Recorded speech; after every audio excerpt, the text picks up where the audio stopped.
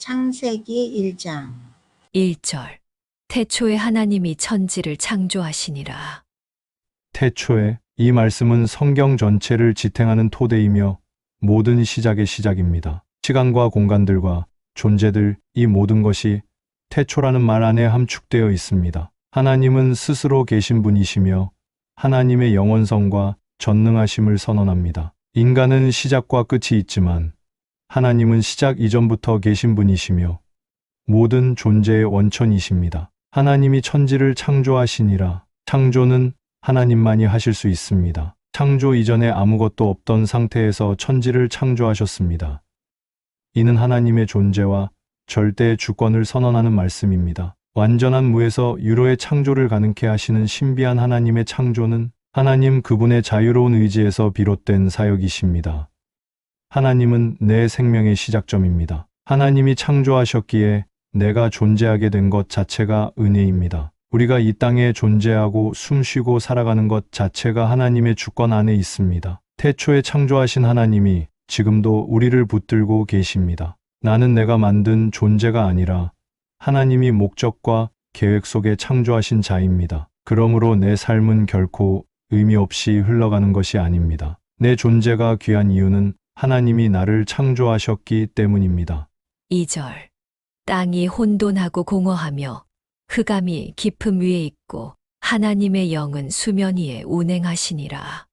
창조의 초기 상태는 무질서하고 비어 있으며 빛조차 없는 흑암이 지배합니다. 혼돈과 공허는 형체 없는 상태를 의미하며 하나님은 혼돈과 공허 속에서도 질서를 세우시는 분이십니다. 하나님의 영은 이 상태를 변화시키기 위한 준비로 수면 위를 운행하셨습니다. 하나님의 영은 성령님을 의미하며 창조 사역에 적극적으로 참여하셨음을 나타냅니다. 하나님의 세밀한 계획과 섭리를 읽습니다. 성령님의 운행하심은 창조의 준비 과정을 나타내시며 혼돈 속에서 생명을 예비하고 계신 모습입니다. 무질서와 공허함도 하나님의 손길 안에서는 새 창조의 밑그림입니다. 혼란스러운 내 삶에도 하나님의 영이 운행하십니다. 오늘 우리의 감정과 상황과 미래가 아무리 어둡고 공허하게 느껴질지라도 하나님의 영은 여전히 운행하고 계십니다. 그분은 멈추지 않으시고 무시하지 않으시며 창조의 때를 준비하고 계십니다. 불안정하고 이해되지 않는 지금도 하나님은 우리 가운데 계셔서 일하고 계신다는 사실을 신뢰합니다. 하나님은 우리 인생의 공허함 위에 새로운 빛과 질서를 창조하실 분입니다. 내가 보지 못해도 느끼지 못해도 하나님의 영은 여전히 나를 감싸고 계십니다. 3절. 하나님이 이르시되 빛이 있으라 하시니 빛이 있었고. 하나님은 말씀으로 빛을 창조하십니다. 하나님의 말씀은 창조 사역의 도구로서 말씀하심으로 존재가 생겨났음을 보여줍니다. 하나님의 말씀은 능력이 있으며 빛의 창조는 질서와 생명의 시작을 의미합니다. 빛의 창조는 혼돈에서 질서로의 전환을 상징합니다. 빛의 창조는 하나님의 선하심이 드러나는 시작점이며 이 빛은 하나님 임재를 상징합니다. 주님은 우리에게 어둠 속에 빛을 주십니다. 우리 인생의 어두움, 고통, 혼란, 절망 가운데도 하나님은 빛을 주시는 분입니다. 우리가 겪는 문제와 슬픔, 무기력함, 그리고 막막한 상황 속에서 하나님은 그 어둠을 밝히시고 새 희망과 방향을 열어주십니다.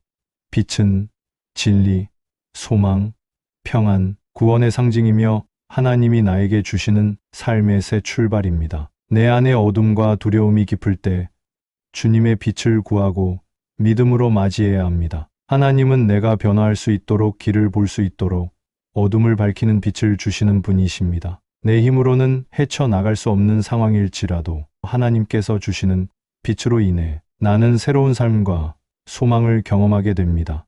4절. 빛이 하나님이 보시기에 좋았더라. 하나님이 빛과 어둠을 나누사.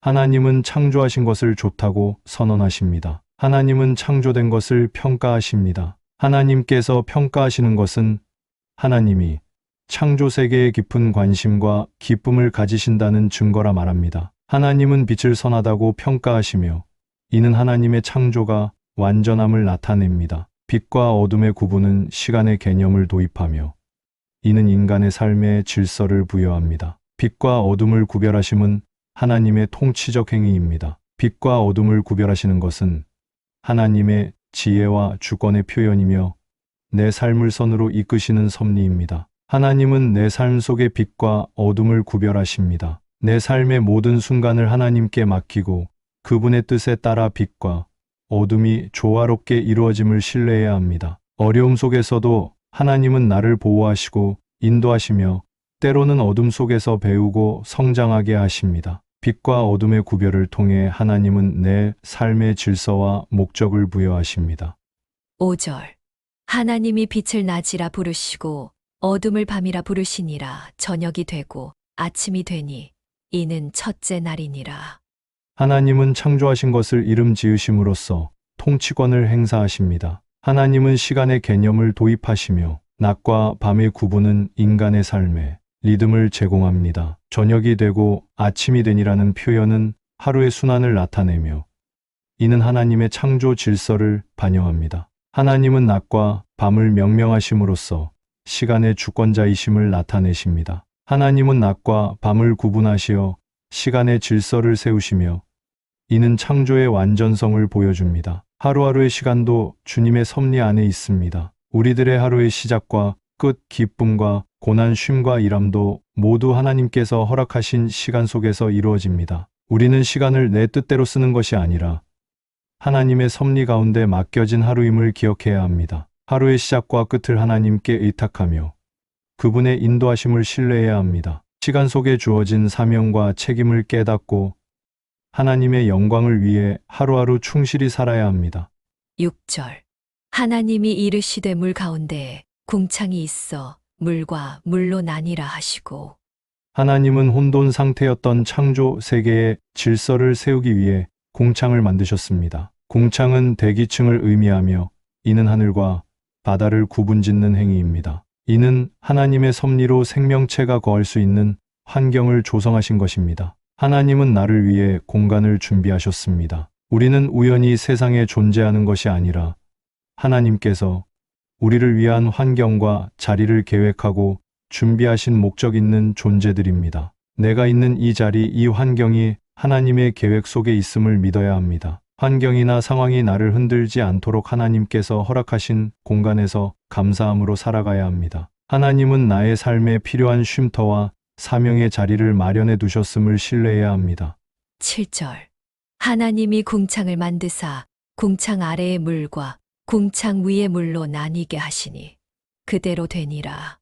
하나님의 말씀에 의해 하늘 위의 물 수증기층과 하늘 아래의 물바다, 강 등이 분리되었습니다. 이 구절은 하나님의 명령이 곧 실행으로 이어진다는 사실을 보여주며 창조의 주체가 하나님이심을 명확히 합니다. 모든 구조는 하나님이 정하신 대로 움직입니다. 내 인생도 하나님의 뜻과 계획대로 움직이고 있음을 기억해야 합니다. 어떠한 어려움도 결국 하나님의 뜻 안에서 해결될 것이며 내가 이해하지 못해도 하나님은 이미 길을 예비하고 계십니다. 하나님의 말씀에 순종함이 내 삶의 안정과 질서를 가져옵니다. 나는 하나님께 내 삶을 맡기고 그분의 뜻에 순종함으로 평안을 누려야 합니다.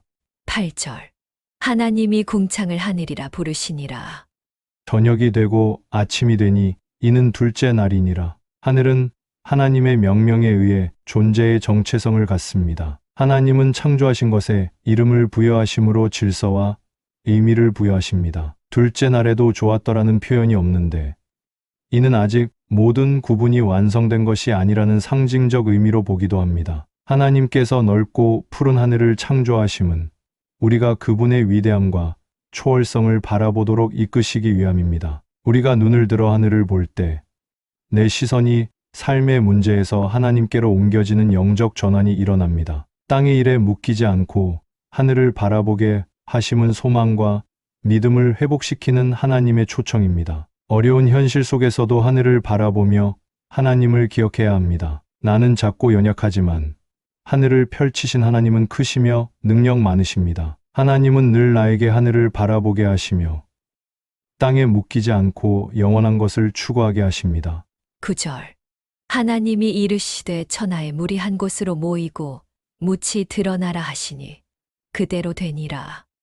혼돈 속에 있던 물이 하나님의 명령에 따라 모아지고 육지가 드러납니다. 창조는 무질서에서 질서로 나아가는 하나님의 계획입니다. 여기서 땅과 바다에 분리는 단지 자연의 형성이 아니라 생명의 터전이 마련되는 중요한 단계입니다. 하나님께서 물 가운데서 단단한 땅을 드러내셨듯 나의 삶 가운데서도 믿음의 기반을 세워주십니다. 외부 환경은 물처럼 요동칠지라도 하나님이 주시는 믿음은 흔들리지 않는 반석과 같습니다. 하나님의 말씀은 내 삶에서 안정감과 신뢰의 기초가 되는 영적 땅을 드러내십니다. 나는 때때로 삶의 홍수처럼 몰아치는 상황 속에서 길을 잃고 흔들릴 수 있지만 하나님은 그 속에서도 믿음의 땅을 드러내어 내가 그 위에 서도록 하십니다. 말씀과 약속 위에 세워진 믿음은 흔들리지 않으며 삶의 중심을 지탱하게 합니다.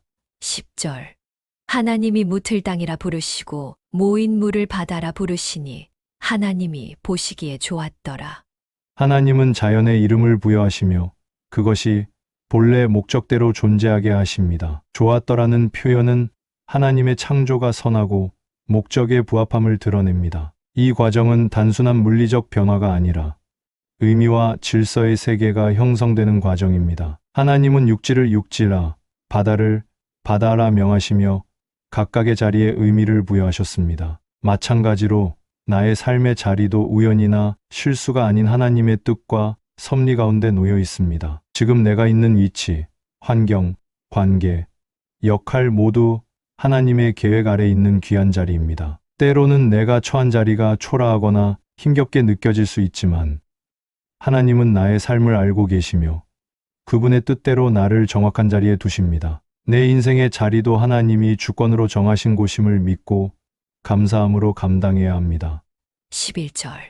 하나님이 이르시되 땅은 풀과 씨 맺는 채소와 각기 종류대로 씨 가진 열매 맺는 나무를 내라 하시니 그대로 되니라.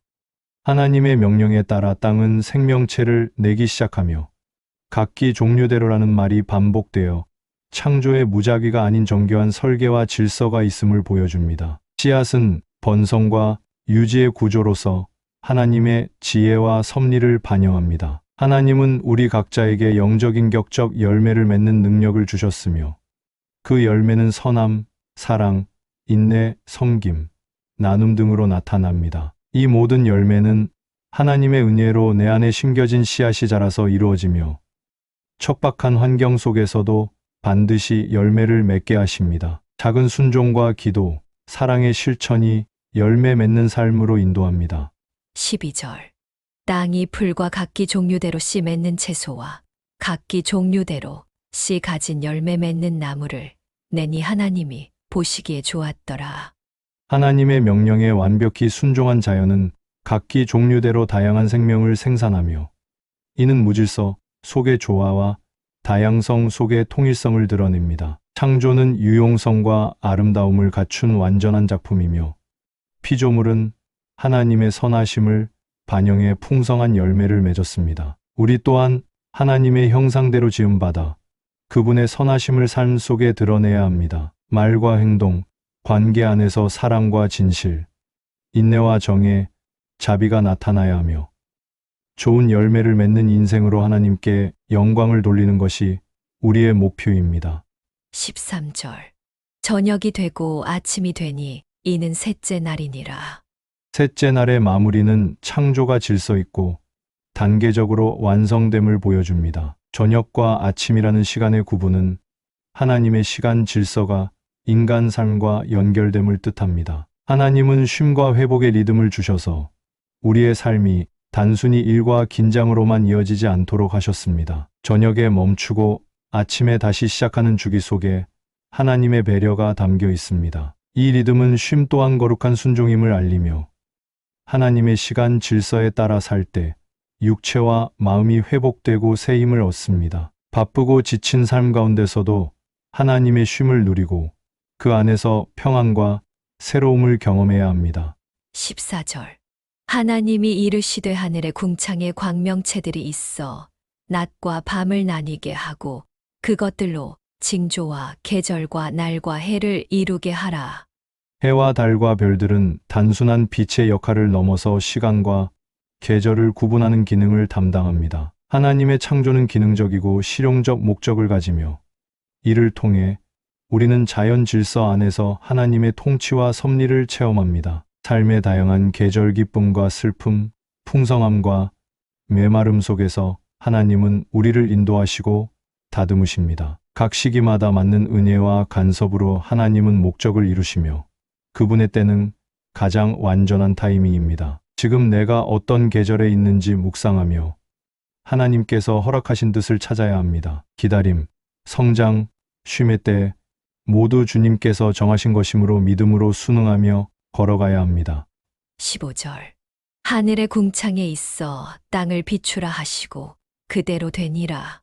하나님은 광명체들을 하늘에 두어 땅을 비추게 하십니다. 빛은 생명의 필수적인 요소로 이는 하나님께서 인간을 섬세하게 돌보심을 보여줍니다. 하나님은 내 인생이 어둠 속에 있지 않도록 말씀과 인도하심으로 길을 밝히시는 빛이십니다. 불확실한 상황과 방황 속에서도 그 빛은 나를 바른 길로 이끌어 줍니다. 내 지혜가 아닌 하나님의 빛을 따라 결단하며 나아가야 합니다. 하나님은 어둠 속에서도 두려움 없이 걸어가도록 빛을 비추십니다. 16절. 하나님이 두 큰 광명을 만드사 큰 광명으로 낮을 주관하게 하시고 작은 광명으로 밤을 주관하게 하시며 또 별들을 만드시고. 하나님은 해와 달, 별들에게 각각 역할을 주어 낮과 밤을 주관하게 하셨습니다. 자연계의 질서는 하나님의 섭리에 따른 조화로운 기능입니다. 주님은 낮과 밤을 통해 삶의 균형을 가르치십니다. 활동과 쉼, 기쁨과 고요의 시간을 주시며 나는 이 리듬 속에서 건강한 삶을 추구해야 합니다. 하나님은 일상의 리듬 가운데서 나를 돌보시고 평안을 주시는 분임을 믿어야 합니다. 17절. 하나님이 그것들을 하늘의 궁창에 두어 땅을 비추게 하시며. 해와 달은 단순한 천체가 아니라 인간을 위한 창조의 일부로 하나님이 자연을 섬김의 도구로 삼으셨다는 의미입니다. 하나님은 어둠 가운데 있는 내 삶에도 빛을 허락하시며 보이지 않는 곳에서도 은혜로 나의 길을 비추시는 분이십니다. 어둠처럼 느껴지는 시기라도 하나님의 빛은 이미 내 삶을 향해 비추고 있음을 믿고 감사해야 합니다. 18절. 주야를 주관하게 하시며 빛과 어둠을 나누게 하시니 하나님이 보시기에 좋았더라.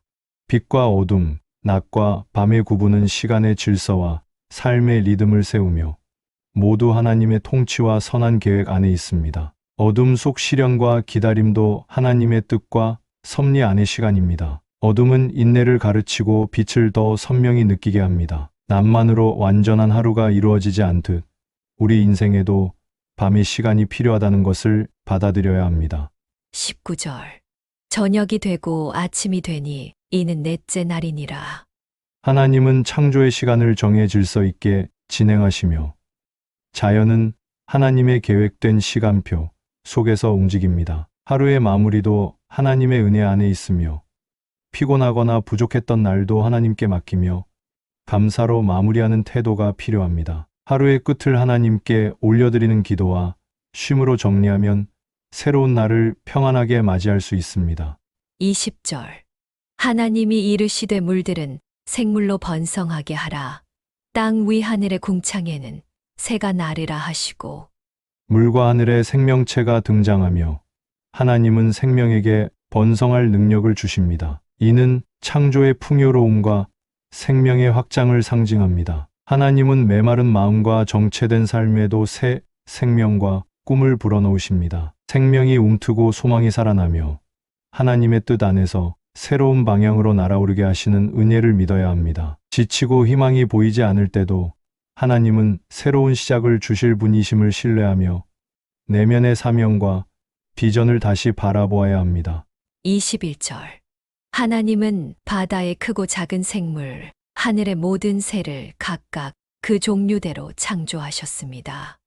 이는 생명의 질서와 고유성을 반영하며 자연계의 다양성이 하나님의 풍성한 창조를 보여주는 증거입니다. 우리의 삶에도 다양한 은사와 경험, 사람들과의 관계를 통해 하나님의 풍성함이 나타납니다. 나와 다른 모습, 각자의 고유한 차이 속에서도 하나님의 지혜와 은혜가 드러납니다. 서로 다른 삶 속에서 하나님을 더 깊이 발견하며 더 넓은 시야와 감사의 마음을 가져야 합니다. 다양함은 혼란이 아니라 하나님의 창조 섭리 아래 있는 풍성함임을 믿고 기뻐해야 합니다. 22절. 하나님은 동물들에게 생육하고 번성하라는 명령과 함께 복을 주십니다.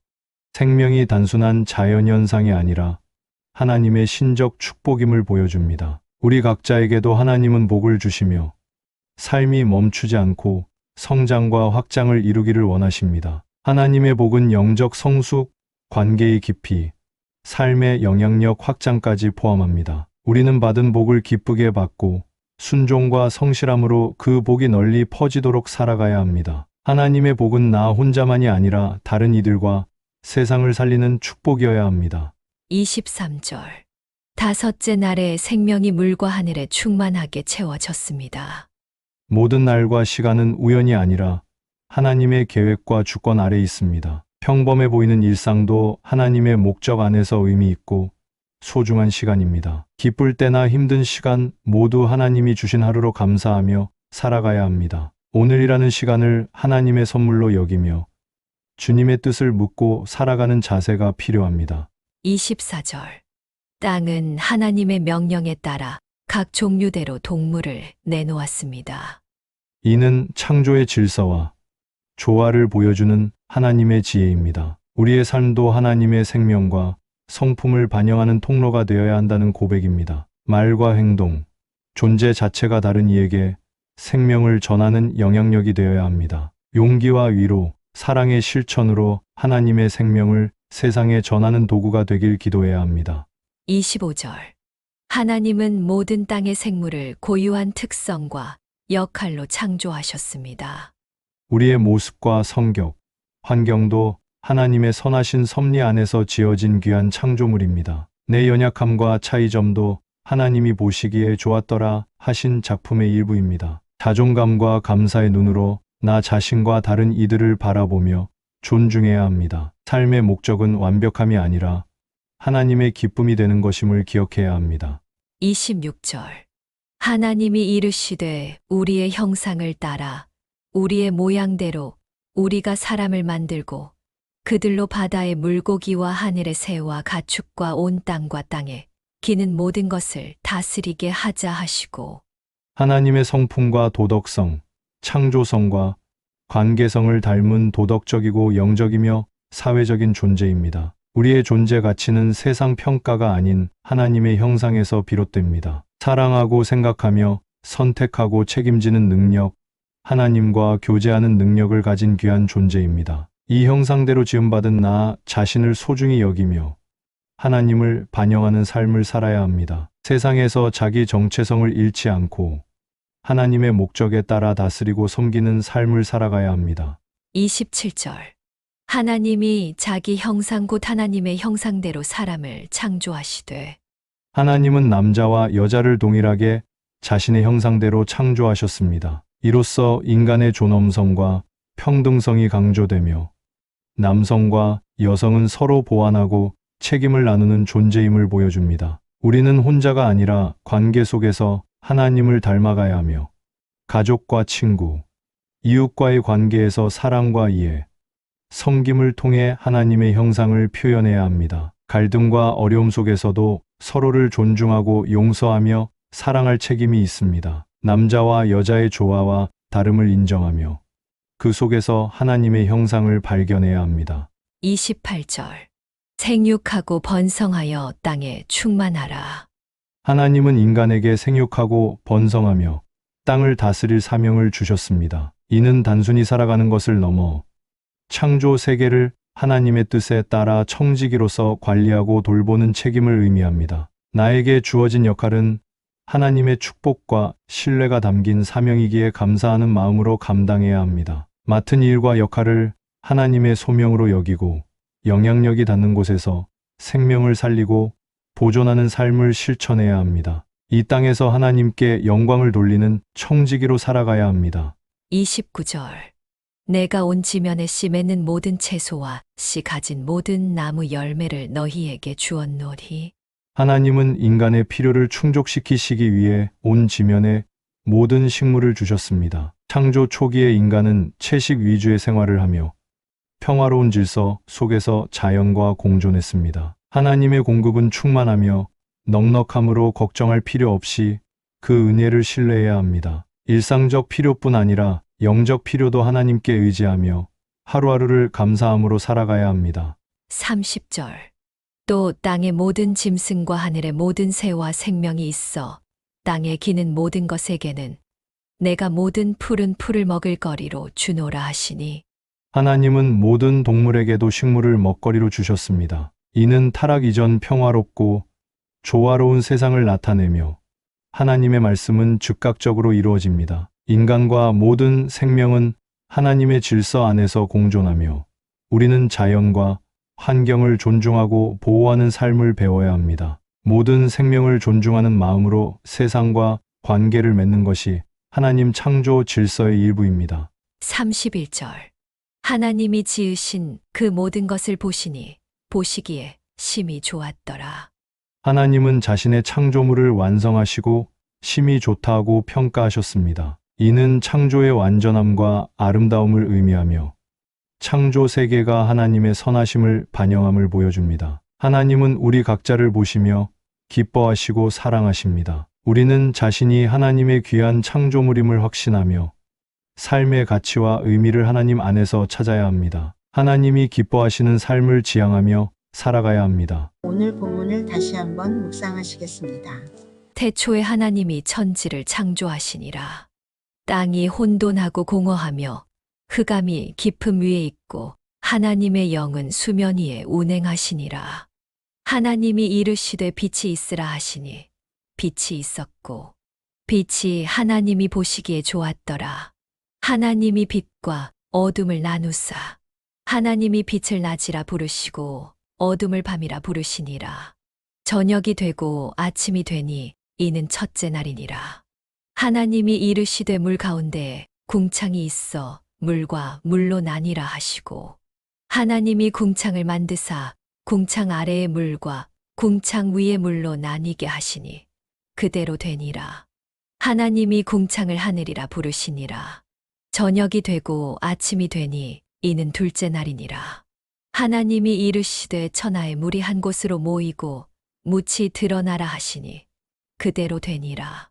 하나님이 묻을 땅이라 부르시고 모인 물을 바다라 부르시니 하나님이 보시기에 좋았더라.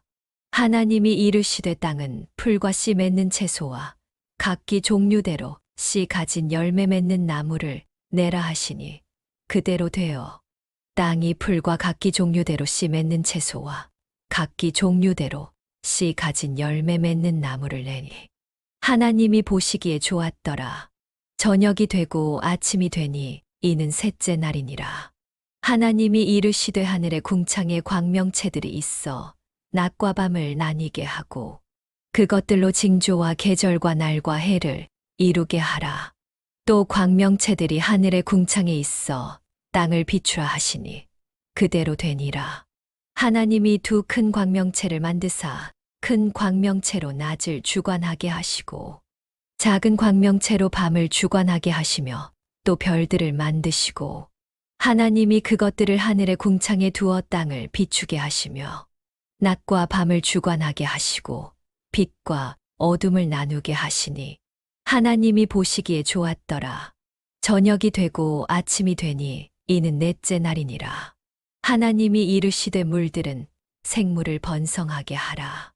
땅 위 하늘의 궁창에는 새가 나르라 하시고 하나님이 큰 바다 짐승들과 물에서 번성하여 움직이는 모든 생물을 그 종류대로 날개 있는 모든 새를 그 종류대로 창조하시니 하나님이 보시기에 좋았더라. 하나님이 그들에게 복을 주시며 이르시되 생육하고 번성하여 여러 바닷물에 충만하라. 새들도 땅에 번성하라 하시니라. 저녁이 되고 아침이 되니 이는 다섯째 날이니라.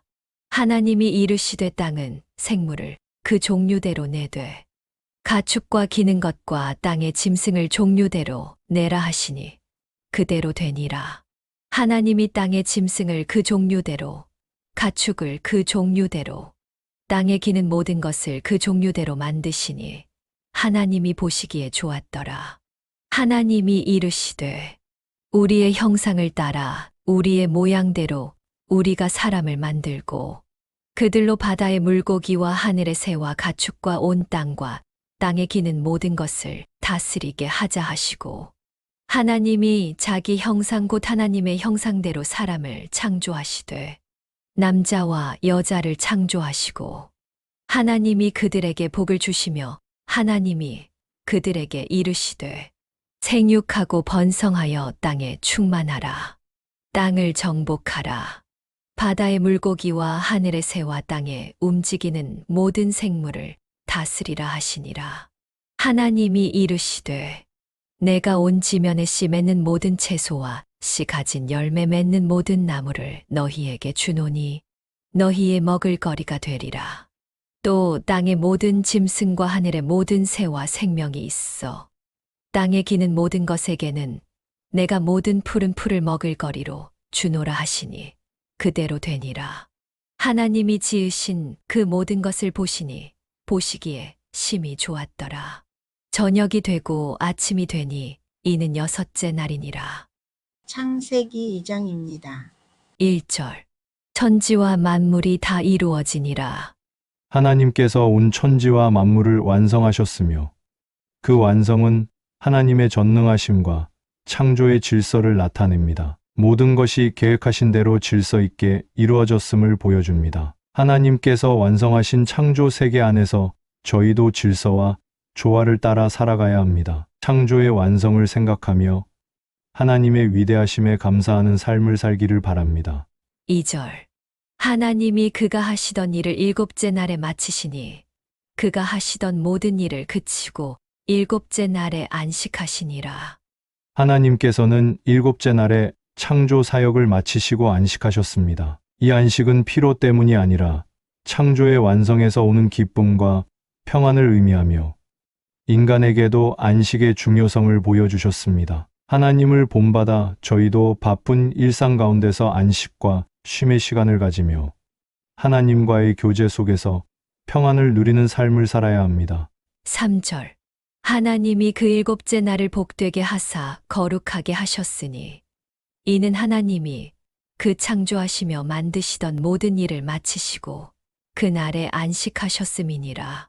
일곱째 날을 하나님께서 복되게 하시고 거룩하게 하신 것은 안식일의 성격과 중요성을 드러냅니다. 창조의 완성된 날로서 특별한 의미가 부여되었으며 사람들도 이 날을 거룩히 지키도록 하셨습니다. 저희도 안식일의 의미를 기억하며 거룩하게 지키는 마음으로 하나님과 더욱 가까워지고 주님께 영광을 돌리는 삶을 살아가야 합니다. 4절 이것이 천지가 창조될 때의 하늘과 땅의 내력이니 여호와 하나님이 땅과 하늘을 만드시던 날에 하나님께서 천지 창조의 내력을 자세히 설명하시기 시작하셨습니다. 이 말씀은 인간 창조에 초점을 맞추어 하나님의 역사가 시간 속에서 어떻게 진행되었는지를 보여줍니다. 문학적으로도 새로운 단락이 시작되는 중요한 구절입니다. 하나님께서 모든 것을 깊은 계획과 목적 안에서 창조하셨음을 기억하며 저희도 하나님의 크신 경륜 속에 소중한 존재임을 믿고 감사하는 삶을 살아가야 합니다. 5절 여호와 하나님이 땅에 비를 내리지 아니하셨고 땅을 갈 사람도 없었으므로 들에는 초목이 아직 없었고 밭에는 채소가 나지 아니하였으며 사람이 창조되기 전에는 땅이 제대로 생명력을 발휘하지 못했습니다. 하나님께서는 인간을 땅을 갈고 돌보는 청지기로 계획하셨으며 그분의 섭리 안에서 자연이 완성되어 갑니다. 하나님께서 우리를 창조 세계의 청지기로 부르셨음을 기억하며 우리의 삶과 환경을 책임감 있게 돌보는 믿음의 사명을 감당해야 합니다. 6절 안개만 땅에서 올라와 온 지면을 적셨더라. 비가 내리지 않았지만 하나님께서 안개로 생명의 물을 공급하셨습니다. 이는 하나님께서 섬세하고 보이지 않는 방식으로도 우리의 삶을 돌보심을 보여줍니다. 저희가 이해하지 못하는 상황에서도 하나님께서 끊임없이 생명을 공급하시고 돌보신다는 사실을 믿고 감사하는 마음으로 살아가야 합니다. 7절. 여호와 하나님이 땅에 흙으로 사람을 지으시고 생기를 그 코에 불어넣으시니 사람이 생명이 되니라. 사람은 단순히 흙으로 만들어진 것이 아니라 하나님께서 생기를 불어넣으셔서 살아있는 영적 존재가 되었습니다. 이로써 인간은 하나님과 교제할 수 있는 존귀한 존재가 되었습니다. 저희가 단순한 물질적 존재가 아니며 하나님의 생명이 내재한 존엄한 피조물임을 기억하고 하나님과 깊은 교제를 나누며 감사하는 삶을 살아가야 합니다. 8절. 여호와 하나님이 동방의 에덴에 동산을 창설하시고 그 지으신 사람을 거기 두시니라. 하나님께서는 인간을 가장 좋은 환경인 에덴 동산에 두셨습니다. 이는 하나님과의 완전한 교제와 복된 삶의 시작을 상징합니다. 하나님께서 각자에게 허락하신 자리에서 하나님과 동행하며 복된 삶을 누리는 것이 참된 축복임을 기억하고 감사하는 삶을 살아가시길 바랍니다. 9절. 여호와 하나님이 그 땅에서 보기에 아름답고 먹기에 좋은 나무가 나게 하시니 동산 가운데에는 생명나무와 선악을 알게 하는 나무도 있더라. 에덴 동산에는 인간에게 기쁨과 생명을 주는 좋은 나무들이 있었습니다. 특히 생명나무는 하나님의 생명과 연결된 상징이며 선악을 알게 하는 나무는 인간에게 순종의 시험과 경계를 주는 나무였습니다. 하나님께서 주신 복은 자유와 기쁨을 포함하지만 동시에 하나님의 주권과 질서를 지키는 책임도 함께 주셨습니다. 하나님께서 우리의 필요를 풍성히 채워주시며 기쁨을 주신 은혜에 감사드리며 그 복을 누리는 가운데서도 하나님의 뜻과 명령을 순종하는 책임을 깊이 새기시기 바랍니다. 하나님의 경계를 사랑과 보호로 받아들이고 그 안에서 감사와 기쁨으로 살아가십시오. 10절. 강이 에덴에서 흘러나와 동산을 적시고 거기서부터 갈라져 내 근원이 되었으니. 에덴에서 흘러나오는 강은 생명의 근원이신 하나님의 축복과 공급을 상징합니다. 이 강은 에덴 동산을 적시는 생명의 수단일 뿐 아니라 네 방향으로 갈라져 세상 전체로 퍼져나가는 하나님의 은혜를 보여줍니다. 하나님께서는 인간에게 필요한 자원을 단지 한 장소에만 머물게 하지 않으시고 널리 퍼지게 하심으로 창조의 질서를 유지하셨습니다. 하나님께서 주시는 은혜는 제한되지 않고 흘러넘쳐 우리 삶과 공동체, 나아가 세상 곳곳에까지 미칩니다. 에덴에서 시작된 물줄기처럼 우리도 하나님의 사랑과 생명을 이웃과 세상에 나누며 사는 통로가 되어야 합니다. 하나님의 축복은 머물러 있는 것이 아니라 흘러야 한다는 진리를 기억하며 흘려보내는 삶을 실천하시기 바랍니다. 11절. 첫째의 이름은 비손이라 금이 있는 하윌라 온 땅을 둘렀으며. 비손강이 두르는 하윌라 땅은 금과 보석이 풍부한 축복의 땅입니다. 이는 하나님께서 창조 세계를 아름답고 풍성하게 만드시고 인간에게 필요한 자원을 넉넉히 준비해 두셨음을 나타냅니다. 이 강은 하나님의 창조 질서와 자원의 배분을 상징합니다. 하나님께서 우리의 필요를 세심하게 알고 넉넉히 공급하심을 믿으시고 그 은혜를 욕심 없이 감사히 받으며 청지기로서 책임감 있게 관리하는 삶을 살아가십시오. 모든 것이 하나님의 선물임을 기억하고 영광 돌리시기 바랍니다. 12절. 그 땅의 금은 순금이요 그곳에는 베델리엄과 호마노도 있으며. 하나님의 창조 세계는 물질적 풍요뿐 아니라 아름다움과 조화가 가득합니다. 금과 보석은 단순한 재화가 아니라 하나님의 영광과 지혜가 드러나는 창조 질서의 상징입니다. 하나님께서 허락하신 물질을 하나님을 찬양하고 경배하는 도구로 삼으며 물질에 집착하지 않고 겸손한 마음으로 창조주께 영광 돌리는 삶을 살아가십시오. 13절. 둘째 강의 이름은 기온이라 구스 온 땅을 둘렀고.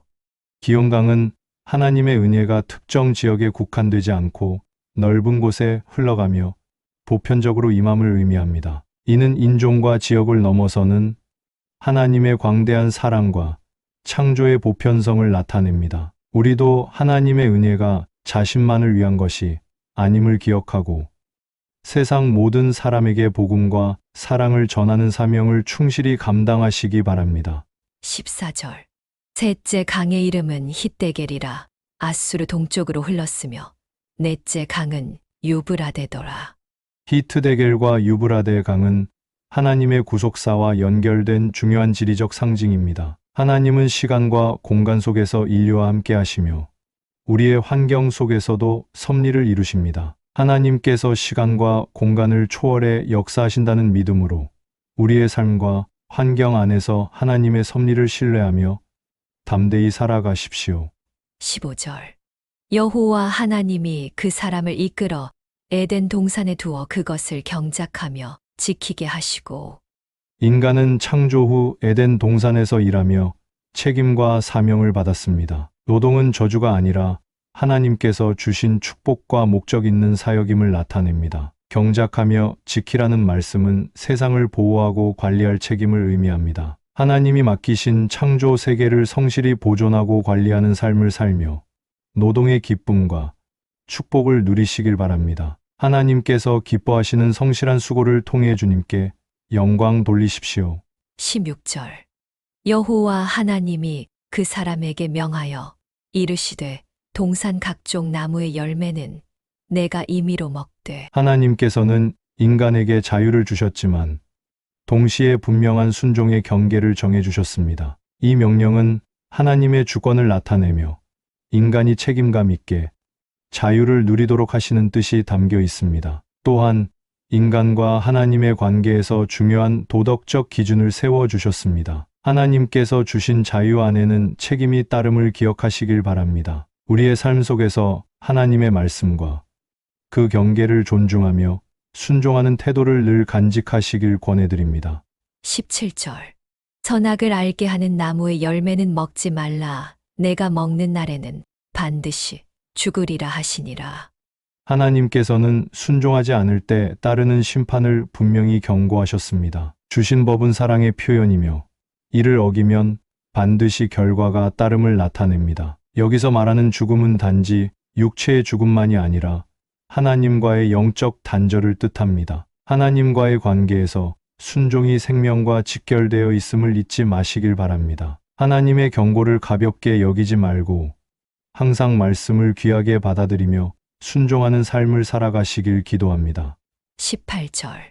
여호와 하나님이 이르시되 사람이 혼자 사는 것이 좋지 아니하니 내가 그를 위하여 돕는 배필을 지으리라 하시니라.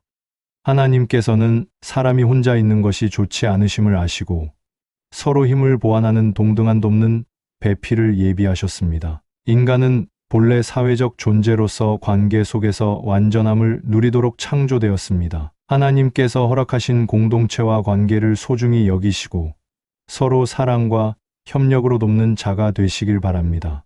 19절. 여호와 하나님이 흙으로 각종 들짐승과 공중의 각종 새를 지으시고 아담이 무엇이라고 부르나 보시려고 그것들을 그에게로 이끌어 가시니 아담이 각 생물을 부르는 것이 곧 그 이름이 되었더라. 하나님께서는 모든 피조물을 만드시고 인간에게 그것들을 이름 지을 권한과 책임을 주셨습니다. 이는 창조 세계를 다스리고 돌볼 주권적 역할을 의미합니다. 우리도 하나님께 맡겨진 역할과 책임을 진지하게 받아들이며 세상과 이웃을 사랑으로 돌보는 삶을 살아가야 합니다. 20절. 아담이 모든 가축과 공중의 새와 들의 모든 짐승에게 이름을 주니라. 아담이 돕는 배필이 없으므로 모든 동물은 이름을 받았으나 사람과 동등한 배필은 없었습니다. 이는 인간에게 꼭 필요한 적합한 동반자가 있음을 뜻합니다. 하나님께서 예비하신 소중한 사람과의 관계를 감사히 여기며 그 관계를 정성껏 가꾸어 나가시길 바랍니다.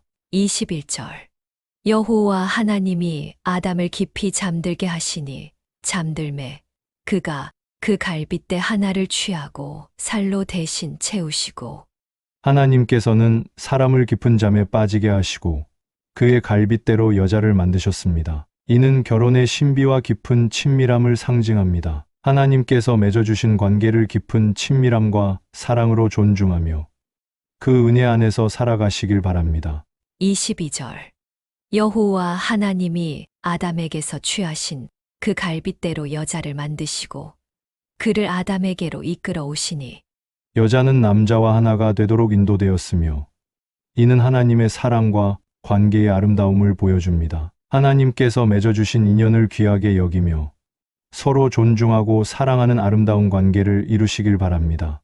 23절 아담이 이르되 이는 내 뼈 중의 뼈요 살 중의 살이라 이것을 남자에게서 취하였은즉 여자라 부르리라 하니라. 남자와 여자는 하나의 몸을 이루는 깊은 연합임을 고백합니다. 서로를 존중하고 사랑하는 마음으로 하나됨을 이루어가는 것이 하나님의 뜻임을 기억하시길 바랍니다. 24절 이러므로 남자가 부모를 떠나 그의 아내와 합하여 둘이 한 몸을 이룰지로다.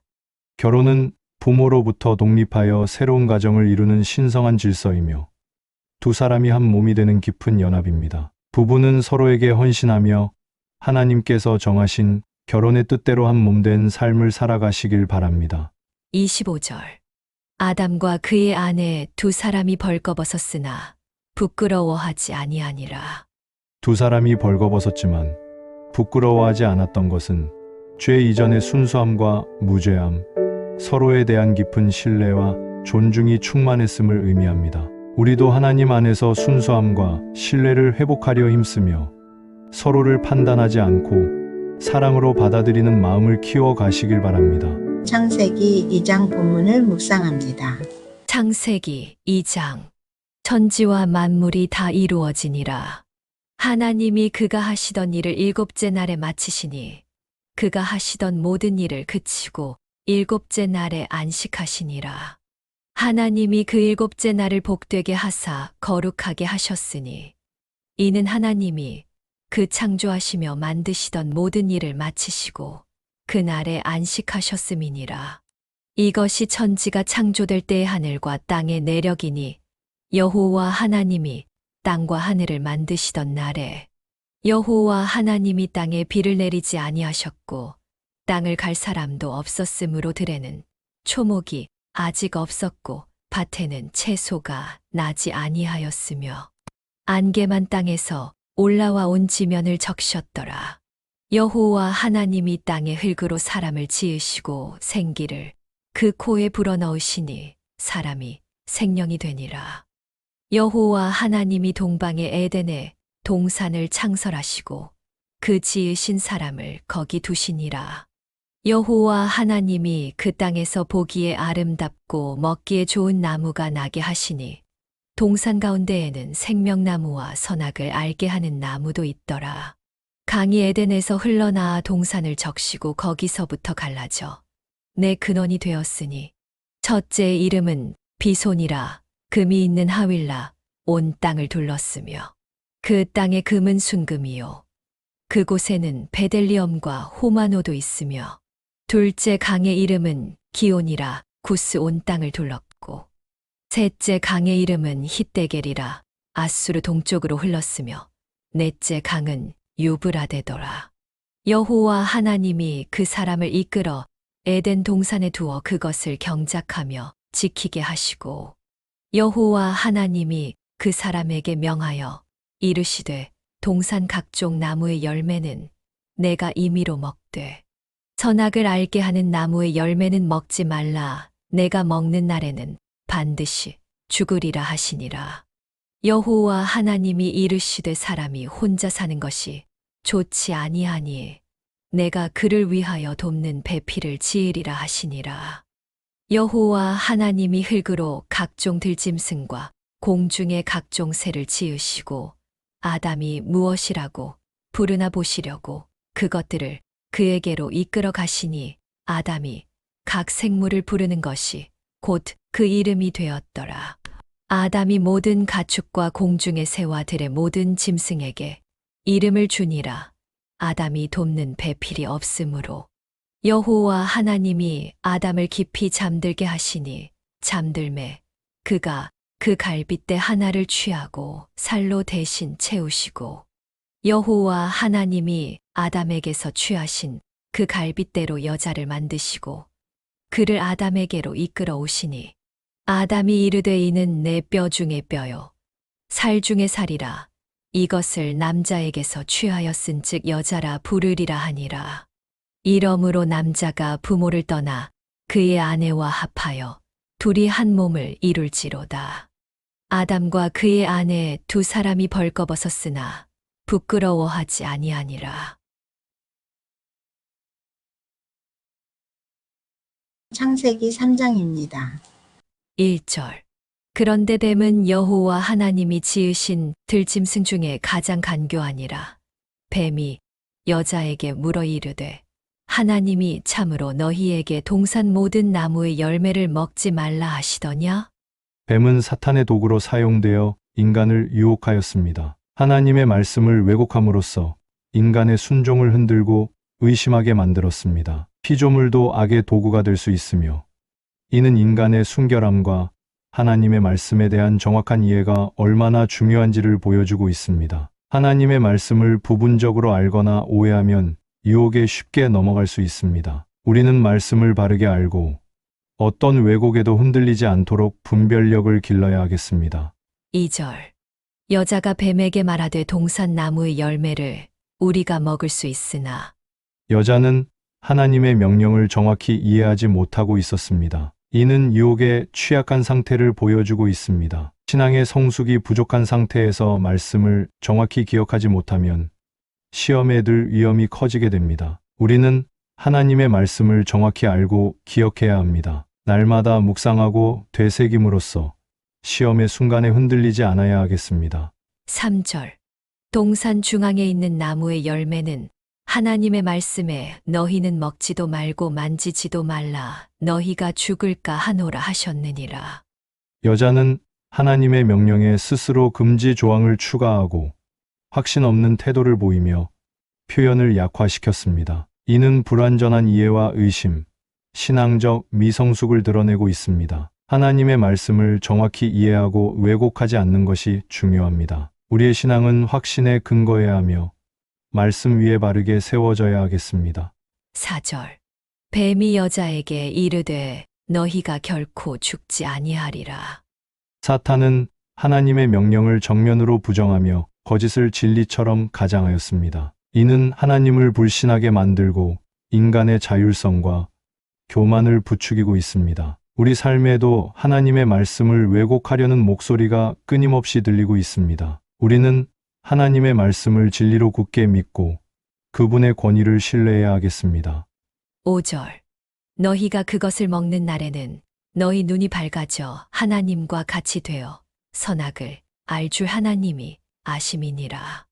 사탄은 인간의 교만과 자기 중심성을 자극하고 있습니다. 피조물이 창조주의 자리를 넘보도록 유혹하며 진리처럼 보이는 거짓으로 인간을 미혹하고 있습니다. 하나님처럼 되고 싶은 욕망은 지금도 우리 안에 존재합니다. 지식, 자율, 권력을 향한 욕망을 절제하고 겸손히 하나님의 주권 아래 살아가야 하겠습니다. 6절. 여자가 그 나무를 본즉 먹음직도 하고 보암직도 하고 지혜롭게 할 만큼 탐스럽기도 한 나무인지라. 여자가 그 열매를 따먹고 자기와 함께 있는 남편에게도 주매 그도 먹은지라.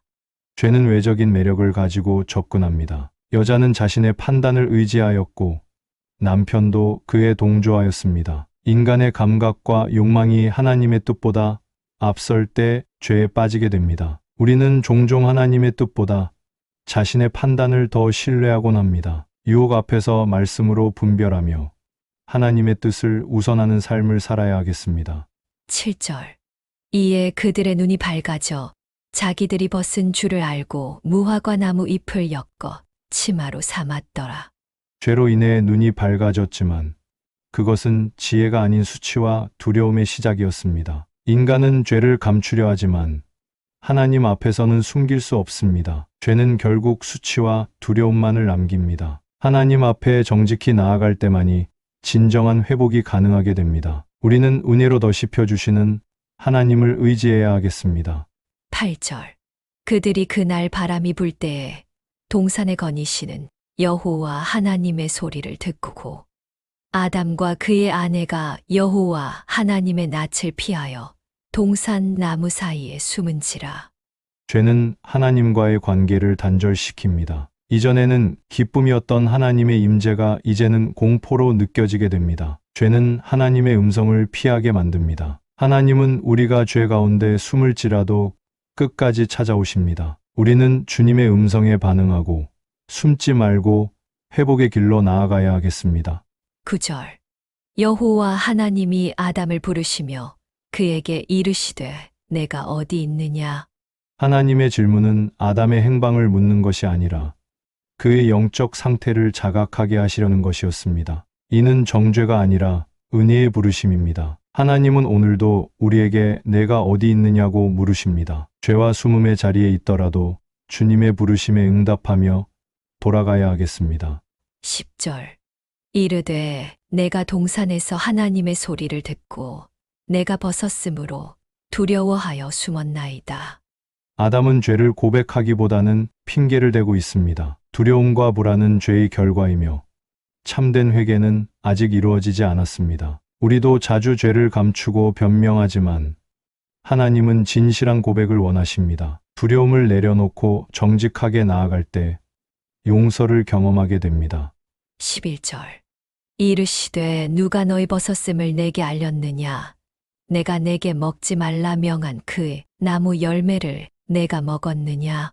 하나님은 아담에게 책임을 묻고 자백을 유도하십니다. 이는 회복의 기회를 주는 질문이지만 아담은 여전히 자기 책임을 회피하고 있습니다. 하나님은 우리에게도 회개할 기회를 주십니다. 변명 대신 진심으로 책임을 인정할 때 하나님은 회복의 길을 열어주십니다. 아담은 하나님과 아내에게 책임을 전가하고 있습니다. 이는 인간의 본성적인 회피이며 진정한 회개로 나아가지 못하게 만듭니다. 죄를 진정으로 회개하기 위해서는 책임을 전가하지 말고 자신의 잘못을 인정해야 하겠습니다. 책임 있는 신앙이 진정한 회복으로 이어지게 됩니다. 12절. 아담이 이르되 하나님이 주셔서 나와 함께 있게 하신 여자. 그가 그 나무 열매를 내게 주므로 내가 먹었나이다. 아담은 하나님과 아내에게 책임을 전가하고 있습니다. 이는 인간의 본성적인 회피이며 진정한 회개로 나아가지 못하게 만듭니다. 죄를 진정으로 회개하기 위해서는 책임을 전가하지 말고 자신의 잘못을 인정해야 하겠습니다. 책임 있는 신앙이 진정한 회복으로 이어지게 됩니다. 13절.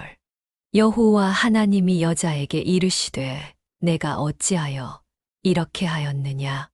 여자가 이르되 뱀이 나를 꿰므로 내가 먹었나이다. 하와 역시 책임을 회피하며 유혹자 탓을 하고 있습니다. 인간은 죄에 대해 스스로 책임지기보다 외부 요인에 돌리는 경향이 있습니다. 하나님 앞에 정직하게 서기 위해 우리는 스스로의 책임을 인정할 수 있어야 하겠습니다. 진실한 고백은 자유와 회복으로 이끌어줍니다. 14절. 여호와 하나님이 뱀에게 이르시되 내가 이렇게 하였으니 내가 모든 가축과 들의 모든 짐승보다 더욱 저주를 받아 배로 다니고 살아있는 동안 흙을 먹을지니라. 하나님께서는 유혹의 도구가 된 뱀에게 저주를 선포하셨습니다. 이는 악의 결과에 대한 하나님의 공의로운 심판입니다. 하나님께서는 악을 용납하지 않으시며 반드시 심판하십니다. 그러므로 우리는 악과 타협하지 않고 거룩함을 지키며 살아야 하겠습니다. 15절. 내가 너로 여자와 원수가 되게 하고 내 후손도 여자의 후손과 원수가 되게 하리니 여자의 후손은 내 머리를 상하게 할 것이요 너는 그의 발꿈치를 상하게 할 것이니라. 이 구절은 인류 구원의 약속, 곧 메시아에 대한 예언입니다. 하나님께서는 죄 가운데서도 구원의 소망을 주셨습니다. 여자의 후손은 그리스도를 가리키며 우리도 예수 그리스도를 통해 죄와 죽음에서 해방될 수 있습니다. 이것이 복음의 시작입니다. 16절. 또 여자에게 이르시되 내가 내게 임신하는 고통을 크게 더하리니 내가 수고하고 자식을 낳을 것이며 너는 남편을 원하고 남편은 너를 다스릴 것이니라 하시고. 여자의 범죄로 인해 고통과 불균형한 관계가 생기게 되었습니다. 인간의 타락은 가정과 생명의 영역에까지 영향을 미치게 되었습니다. 그러나 이 모든 것은 회복의 여정이 필요함을 드러내 줍니다. 고통과 질서의 왜곡 속에서도 하나님의 뜻을 찾고 회복을 향해 나아가야 하겠습니다. 그리스도 안에서 깨진 관계도 온전히 회복될 수 있습니다. 17절. 아담에게 이르시되 내가 내 아내의 말을 듣고 내가 내게 먹지 말라 한 나무 열매를 먹었은즉 땅은 너로 말미암아 저주를 받고 너는 내 평생에 수고하여야 그 소산을 먹으리라. 하나님께서는 아담의 불순종에 대해 심판을 내리셨습니다. 인간의 죄로 인해 자연 질서인 땅도 저주를 받게 되었습니다. 노동은 더 이상 기쁨이 아닌 고통의 수단이 되었습니다. 죄는 개인의 문제가 아닌 세상 전체에 영향을 주는 문제입니다. 그러나 고된 삶 속에서도 하나님께 순종하는 믿음을 배워가야 하겠습니다. 수고 중에도 하나님의 은혜를 기억해야 하겠습니다. 18절. 땅이 내게 가시덤불과 엉겅퀴를 낼 것이라. 내가 먹을 것은 밭의 채소인즉. 인간의 삶에는 이제 저항과 장애물이 주어졌습니다. 땅은 더 이상 인간에게 순종하지 않으며 인간은 고통과 싸움 속에서 생계를 유지하게 되었습니다. 삶의 고난이 있다 해도 낙심하지 마십시오. 이 세상은 타락한 질서 아래 있지만 그 가운데서도 하나님께서는 은혜를 베풀어 주십니다. 19절. 내가 흙으로 돌아갈 때까지 얼굴에 땀을 흘려야 먹을 것을 먹으리니 내가 그곳에서 취함을 입었음이라. 너는 흙이니 흙으로 돌아갈 것이니라 하시니라. 죽음은 죄의 결과로 주어진 하나님의 형벌입니다. 이 말씀은 인간의 유한성과 나약함을 깨닫게 하며 모든 것이 하나님께 달려 있음을 보여줍니다. 죽음을 통해 우리는 자신의 존재를 되돌아보게 됩니다. 영원한 생명은 오직 하나님 안에 있으며 오늘을 겸손히 살아가야 하겠습니다. 20절. 아담이 그의 아내의 이름을 하와라 불렀으니 그는 모든 산자의 어머니가 됨이더라. 심판 이후에도 하나님께서는 생명의 소망을 주셨습니다. 하와라는 이름에는 생명의 연속성과 구속의 희망이 담겨 있습니다. 하나님께서는 심판 가운데도 은혜를 숨겨두셨습니다. 절망적인 순간에도 하나님의 생명과 소망을 바라보아야 하겠습니다. 21절. 여호와 하나님이 아담과 그의 아내를 위하여 가죽옷을 지어 입히시니라. 하나님께서는 죄로 인해 수치를 느낀 인간을 위해 친히 덮어주셨습니다. 이것은 장차 오실 예수 그리스도의 희생과 의의 옷을 예표하는 장면입니다. 하나님께서는 우리의 죄와 수치를 가리우시는 분이십니다. 우리의 의가 아닌 하나님의 은혜로 입는 옷을 기억하며 예수 그리스도를 신뢰해야 하겠습니다. 22절. 여호와 하나님이 이르시되 보라 이 사람이 선악을 아는 일에 우리 중 하나같이 되었으니 그가 그의 손을 들어 생명나무 열매도 따먹고 영생할까 하노라 하시고. 하나님께서는 인간이 타락한 상태로 영원히 살지 않도록 자비로우신 조치를 취하셨습니다. 이는 형벌이자 동시에 보호입니다. 하나님께서는 때로 우리의 접근을 막으심으로써 우리를 보호하십니다. 즉각 이해되지 않는 하나님의 결정도 결국은 사랑의 조치임을 믿어야 하겠습니다. 23절. 여호와 하나님이 에덴 동산에서 그를 내보내어 그가 근원이 된 땅을 갈게 하시니라. 아담은 이제 에덴에서 쫓겨나 세상에서 수고하며 살아가야 했습니다. 그러나 하나님께서는 그를 완전히 버리지 않으셨습니다. 인간의 역사는 에덴 밖에서 시작되지만 하나님께서는 여전히 우리와 함께 하십니다. 삶의 자리에서 하나님의 뜻을 따라 충실히 살아가야 하겠습니다. 24절. 이같이 하나님이 그 사람을 쫓아내시고 에덴 동산 동쪽에 그룹들과 두루 도는 불칼을 두어 생명나무의 길을 지키게 하시니라. 하나님께서는 인간이 죄된 상태로 영생하지 않도록 생명나무의 길을 막으셨습니다. 이 길은 닫혔지만 그리스도 안에서 다시 열릴 것을 암시하고 있습니다. 생명나무로 가는 길은 오직 예수 그리스도를 통해 회복됩니다. 우리는 길이요, 진리요, 생명이신 예수님만을 신뢰하고 순종해야 하겠습니다. 창세기 3장. 그런데 뱀은 여호와 하나님이 지으신 들짐승 중에 가장 간교하니라. 뱀이 여자에게 물어 이르되 하나님이 참으로 너희에게 동산 모든 나무의 열매를 먹지 말라 하시더냐. 여자가 뱀에게 말하되 동산 나무의 열매를 우리가 먹을 수 있으나 동산 중앙에 있는 나무의 열매는 하나님의 말씀에 너희는 먹지도 말고 만지지도 말라 너희가 죽을까 하노라 하셨느니라. 뱀이 여자에게 이르되 너희가 결코 죽지 아니하리라. 너희가 그것을 먹는 날에는 너희 눈이 밝아져 하나님과 같이 되어 선악을 알 줄 하나님이 아심이니라. 여자가 그 나무를 본즉 먹음직도 하고 보암직도 하고 지혜롭게 할 만큼 탐스럽기도 한 나무인지라. 여자가 그 열매를 따먹고 자기와 함께 있는 남편에게도 주매 그도 먹은지라. 이에 그들의 눈이 밝아져 자기들이 벗은 줄을 알고 무화과 나무 잎을 엮어 치마로 삼았더라. 그들이 그날 바람이 불 때 동산에 거니시는 여호와 하나님의 소리를 듣고 아담과 그의 아내가 여호와 하나님의 낯을 피하여 동산 나무 사이에 숨은지라. 여호와 하나님이 아담을 부르시며 그에게 이르시되 내가 어디 있느냐? 이르되 내가 동산에서 하나님의 소리를 듣고 내가 벗었으므로 두려워하여 숨었나이다. 이르시되 누가 너희 벗었음을 내게 알렸느냐? 내가 내게 먹지 말라 명한 그 나무 열매를 내가 먹었느냐? 아담이 이르되 하나님이 주셔서 나와 함께 있게 하신 여자 그가 그 나무 열매를 내게 주므로 내가 먹었나이다. 여호와 하나님이 여자에게 이르시되 내가 어찌하여 이렇게 하였느냐? 여자가 이르되 뱀이 나를 꿰므로 내가 먹었나이다.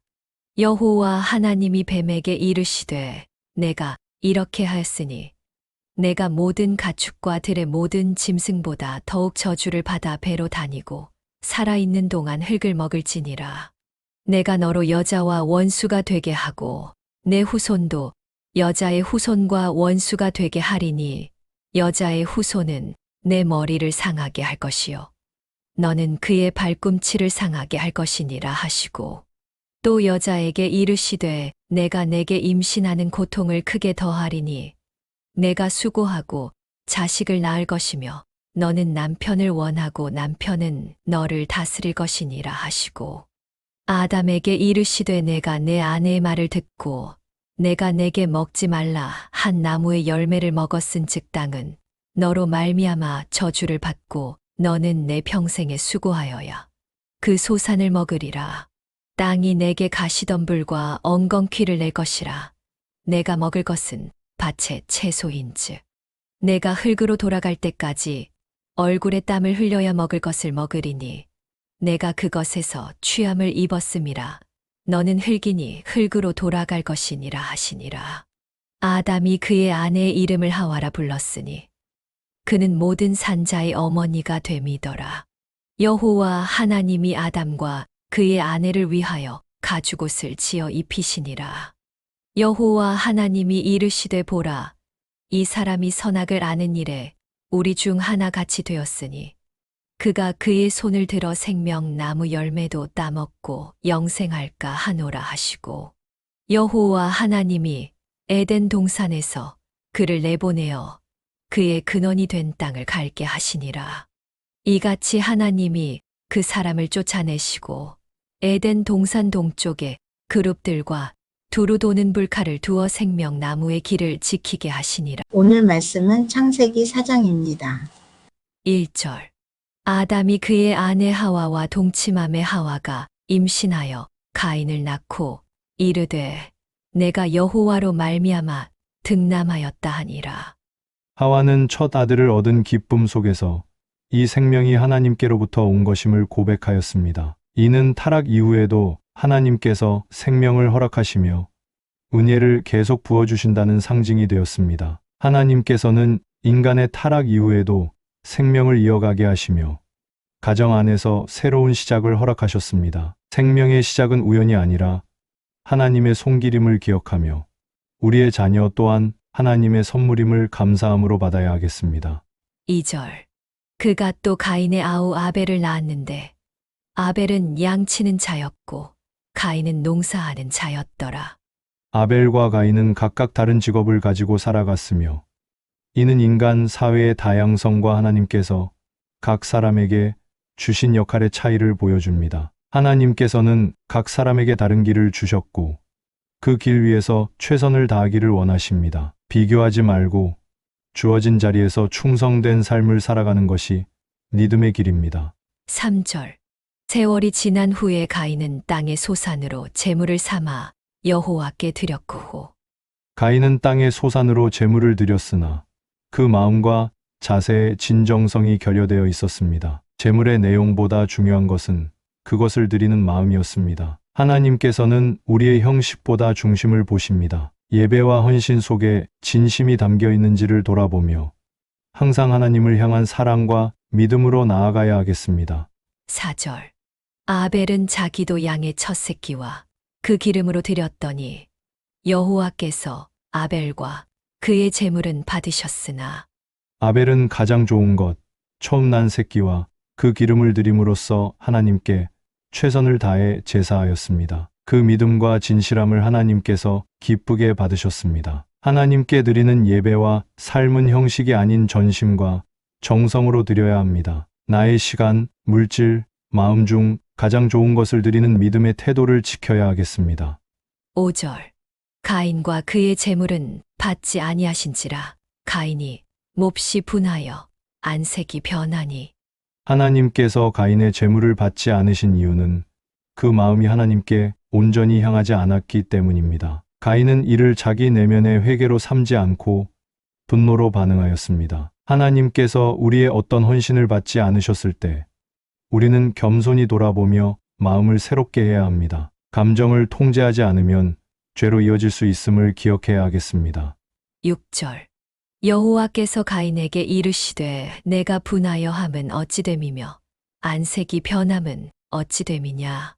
하나님께서는 가인의 마음을 아시고 직접 질문하심으로써 그의 감정을 직면하게 하시고 회복의 기회를 주셨습니다. 하나님께서는 우리가 분노하거나 낙심할 때 외면하지 않으시고 다가오셔서 말씀하십니다. 감정을 억누르기보다 하나님 앞에 내려놓고 회복의 은혜를 구해야 하겠습니다. 7절. 내가 선을 행하면 어찌 낯을 들지 못하겠느냐. 선을 행하지 아니하면 죄가 문에 엎드려 있느니라. 죄가 너를 원하나 너는 죄를 다스릴지니라. 하나님은 죄가 언제든지 우리를 유혹하고 넘어뜨리려 하지만 우리가 그것을 다스릴 수 있는 책임과 능력을 가지고 있다고 말씀하셨습니다. 죄는 늘 가까이에 있지만 하나님께서는 우리에게 죄를 이길 수 있는 은혜도 주십니다. 말씀에 순종하며 유혹 앞에서도 하나님을 의지하는 삶을 살아야 하겠습니다. 8절. 가인이 그의 아우 아벨에게 말하고 그들이 들에 있을 때에 가인이 그의 아우 아벨을 쳐 죽이니라.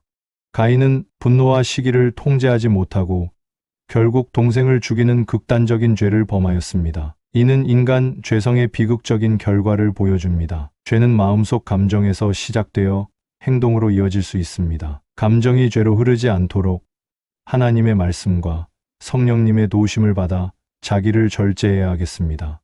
9절. 여호와께서 가인에게 이르시되 내 아우 아벨이 어디 있느냐. 가인이 이르되 내가 알지 못하나이다. 내가 내 아우를 지키는 자니이까.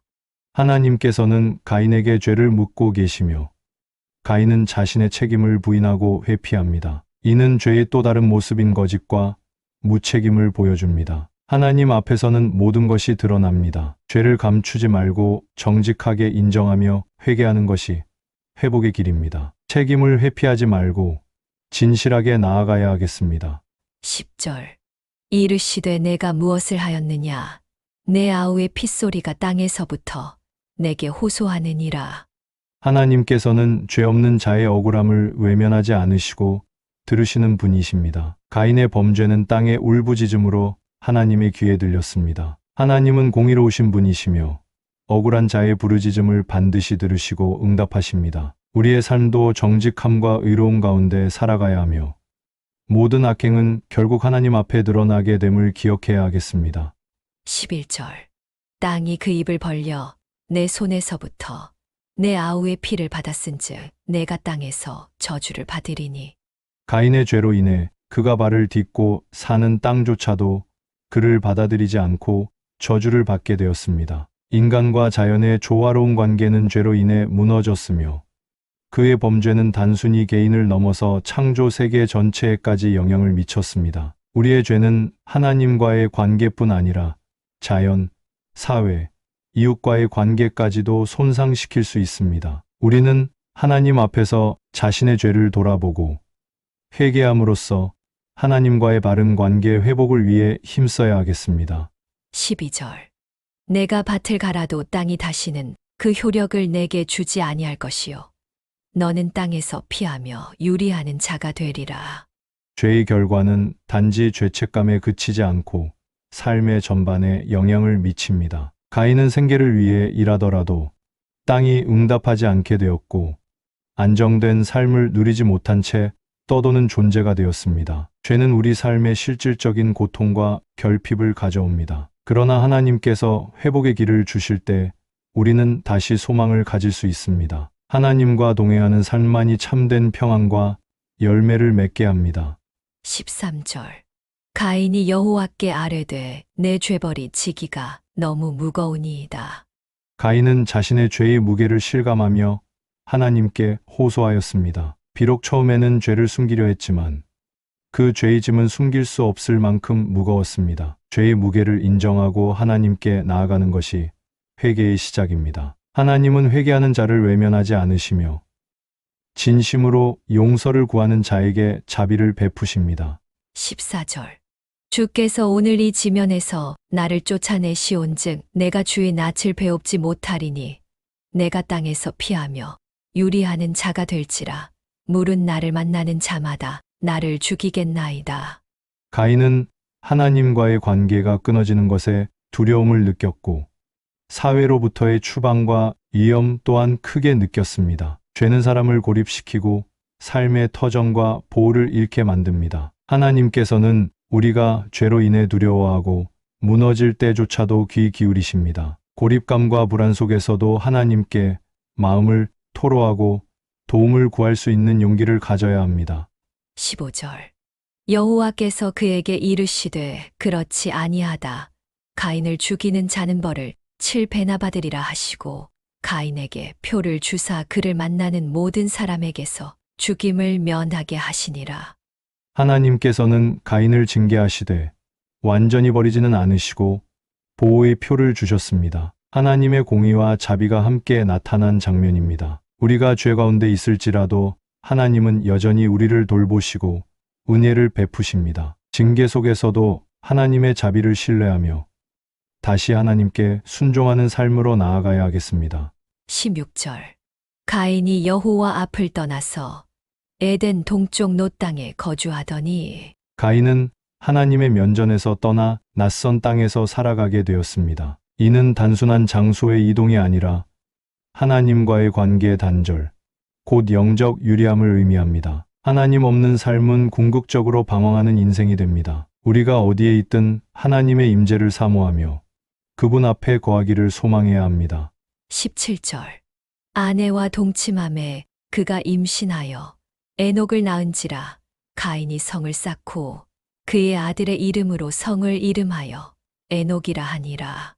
가인은 문명을 세우며 삶을 이어갔지만 그것은 하나님의 뜻보다는 자기 이름을 남기기 위한 수단이었을 수 있습니다. 인간은 죄 중에서도 생존과 발전을 추구하지만 하나님 없이 세워진 것은 결코 온전하지 못합니다. 우리의 모든 수고와 성취가 하나님의 뜻 안에 있을 때 의미가 있습니다. 삶의 모든 영역에서 하나님과 함께 세워가는 노력이 필요합니다. 18절. 에녹이 이랏을 낳고 이랏은 느후야엘을 낳고 느후야엘은 무두사엘을 낳고 무두사엘은 라멕을 낳았더라. 가인의 계보는 계속 이어졌으며 문명과 인류의 발전이 있었지만 그 가운데 타락과 악도 함께 심화되었습니다. 하나님의 섭리 아래 역사는 이어졌으나 죄의 영향력도 퍼져갔습니다. 우리의 삶은 조상에서 후손으로 이어지는 긴 여정의 일부입니다. 그러므로 우리는 다음 세대의 믿음과 진리의 유산을 전할 책임이 있습니다. 바른 신앙과 삶의 본보기를 통해 하나님의 뜻을 이어가야 하겠습니다. 19절. 라멕이 두 아내를 취하니 하나의 이름은 아다요 하나의 이름은 심나였더라. 라멕은 인류 역사상 처음으로 일부 다처제를 행한 사람으로 이는 하나님의 창조 질서를 어긴 죄의 확산을 보여줍니다. 인간의 타락은 점차 심화되어 가정과 공동체의 기본 구조에도 영향을 미쳤습니다. 우리는 하나님의 질서 안에서 살아가야 하며 관계 속에서도 경건과 정결함을 지켜야 하겠습니다. 하나님의 뜻에 벗어난 관계는 결국 자신과 공동체를 해치게 됩니다. 20절. 아단은 야발을 낳았으니 그는 장막에 거하며 가축을 치는 자의 조상이 되었고, 야발은 목축업과 유목 생활을 시작한 인물로 이는 문명의 발전의 한 측면을 보여줍니다. 인간은 하나님의 섭리 아래서 생존과 발전을 도모하며 문화를 이루어갔습니다. 하나님께서 주신 지혜로 삶의 기술과 일터를 발전시키는 것은 귀한 일입니다. 우리가 받은 은사와 재능을 선하게 사용하며 하나님께 영광 돌리는 삶을 살아가야 하겠습니다. 21절. 그의 형제의 이름은 유발이니 그는 수금과 퉁소를 잡는 모든 자의 조상이 되었더라.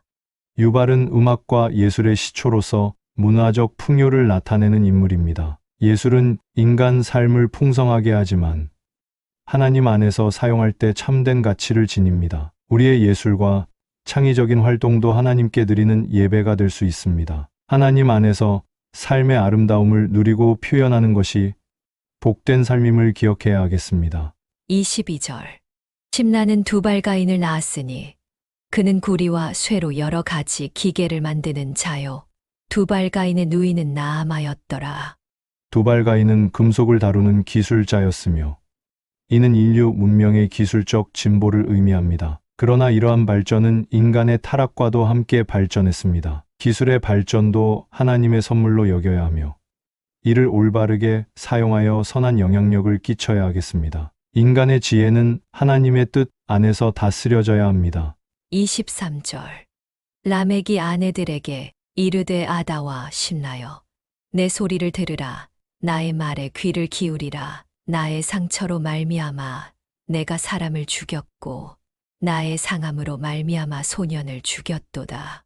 라멕은 자신의 폭력을 정당화하며 오히려 자랑하는 모습을 보입니다. 이는 죄악이 더 깊어지고 인간의 교만이 극단으로 치닫는 모습을 보여줍니다. 복수와 폭력은 하나님의 뜻이 아닙니다. 우리는 용서와 화평을 이루는 자가 되어야 하며 자신의 죄를 정당화하지 말고 겸손히 회개하는 삶을 살아야 하겠습니다.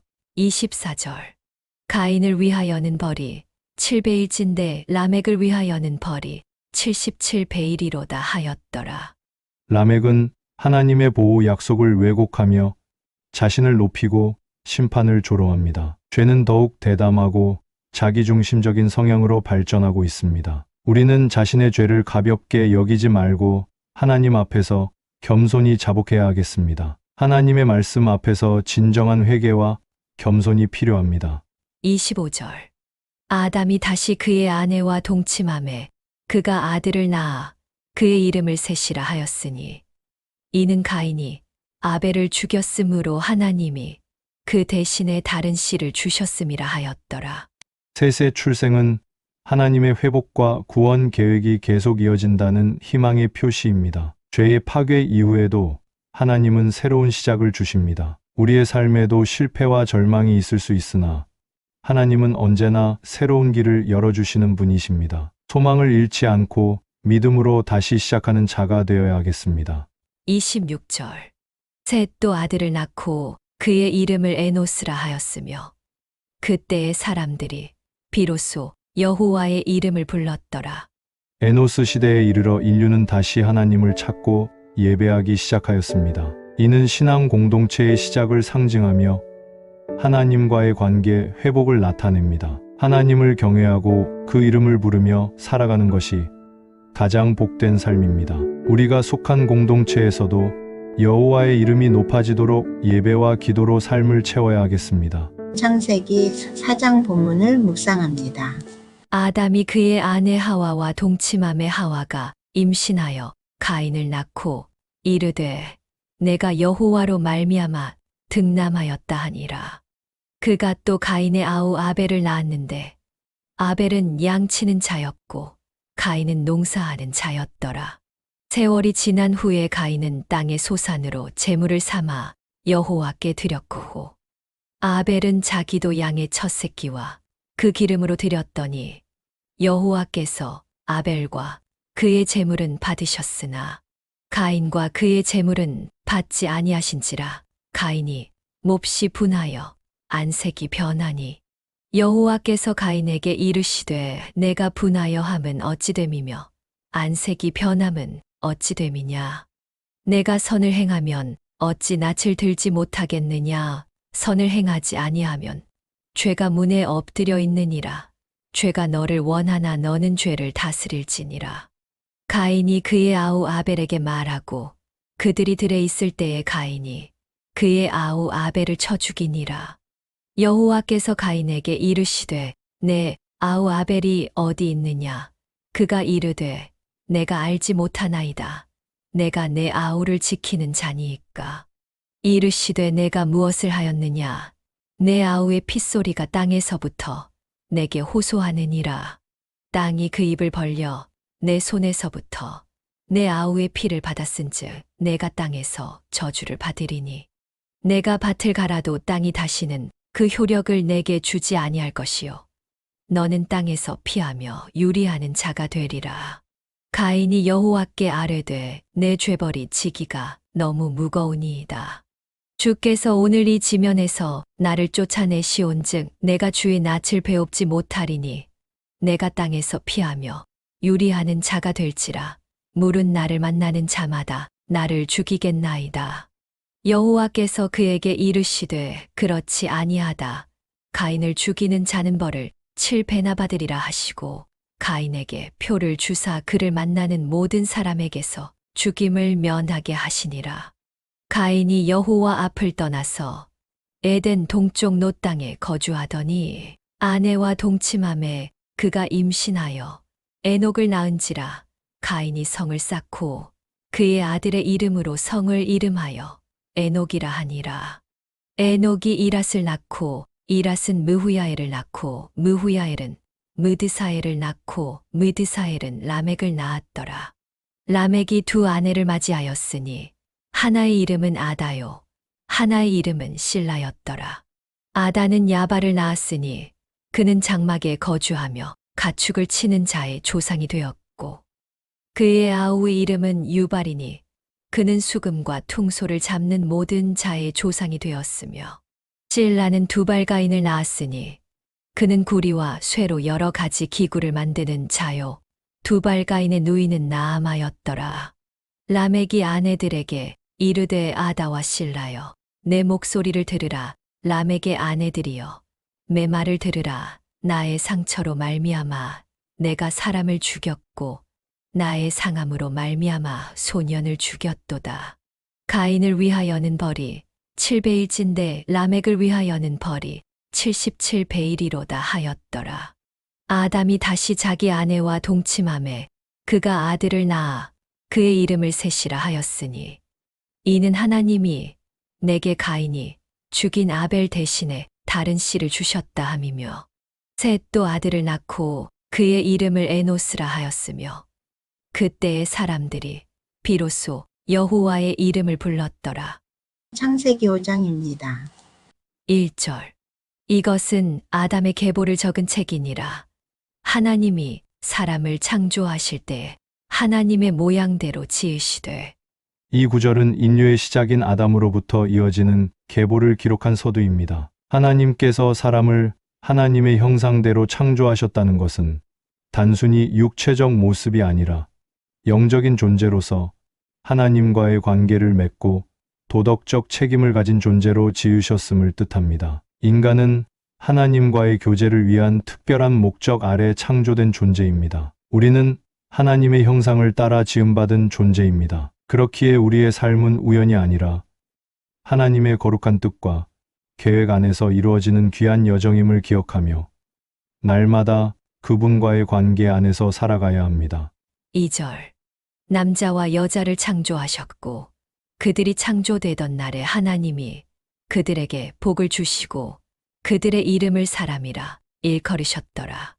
하나님께서는 남자와 여자를 함께 창조하시고 그들에게 생육하고 번성하라는 복을 주셨습니다. 사람이라는 이름은 인간을 단순한 개체가 아닌 하나님의 형상을 지닌 인류 전체로 바라보는 표현입니다. 하나님은 인간에게 풍성한 삶과 관계의 복을 허락하셨습니다. 하나님께서 우리를 사람이라 부르시고 복을 주셨음을 기억하며 우리의 정체성과 존재 가치를 하나님 안에서 찾고 감사와 순종의 삶을 살아가야 합니다.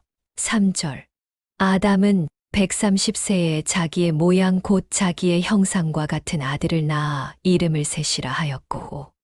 아담이 셋을 낳았다는 것은 하나님의 형상과 생명이 계속 후손에게 전달되었음을 보여줍니다. 셋은 아벨의 죽음 이후 하나님께서 새롭게 주신 대를 의미하며 구속의 계획이 이어지고 있음을 나타냅니다. 우리는 하나님의 형상을 따라 살아가는 존재로서 믿음 안에서 새로운 희망과 시작을 이어가야 합니다. 자녀를 양육함에 있어서도 하나님의 뜻을 따르려는 자세가 필요합니다. 4절. 아담은 셋을 낳은 후 800년을 지내며 자녀들을 낳았으며.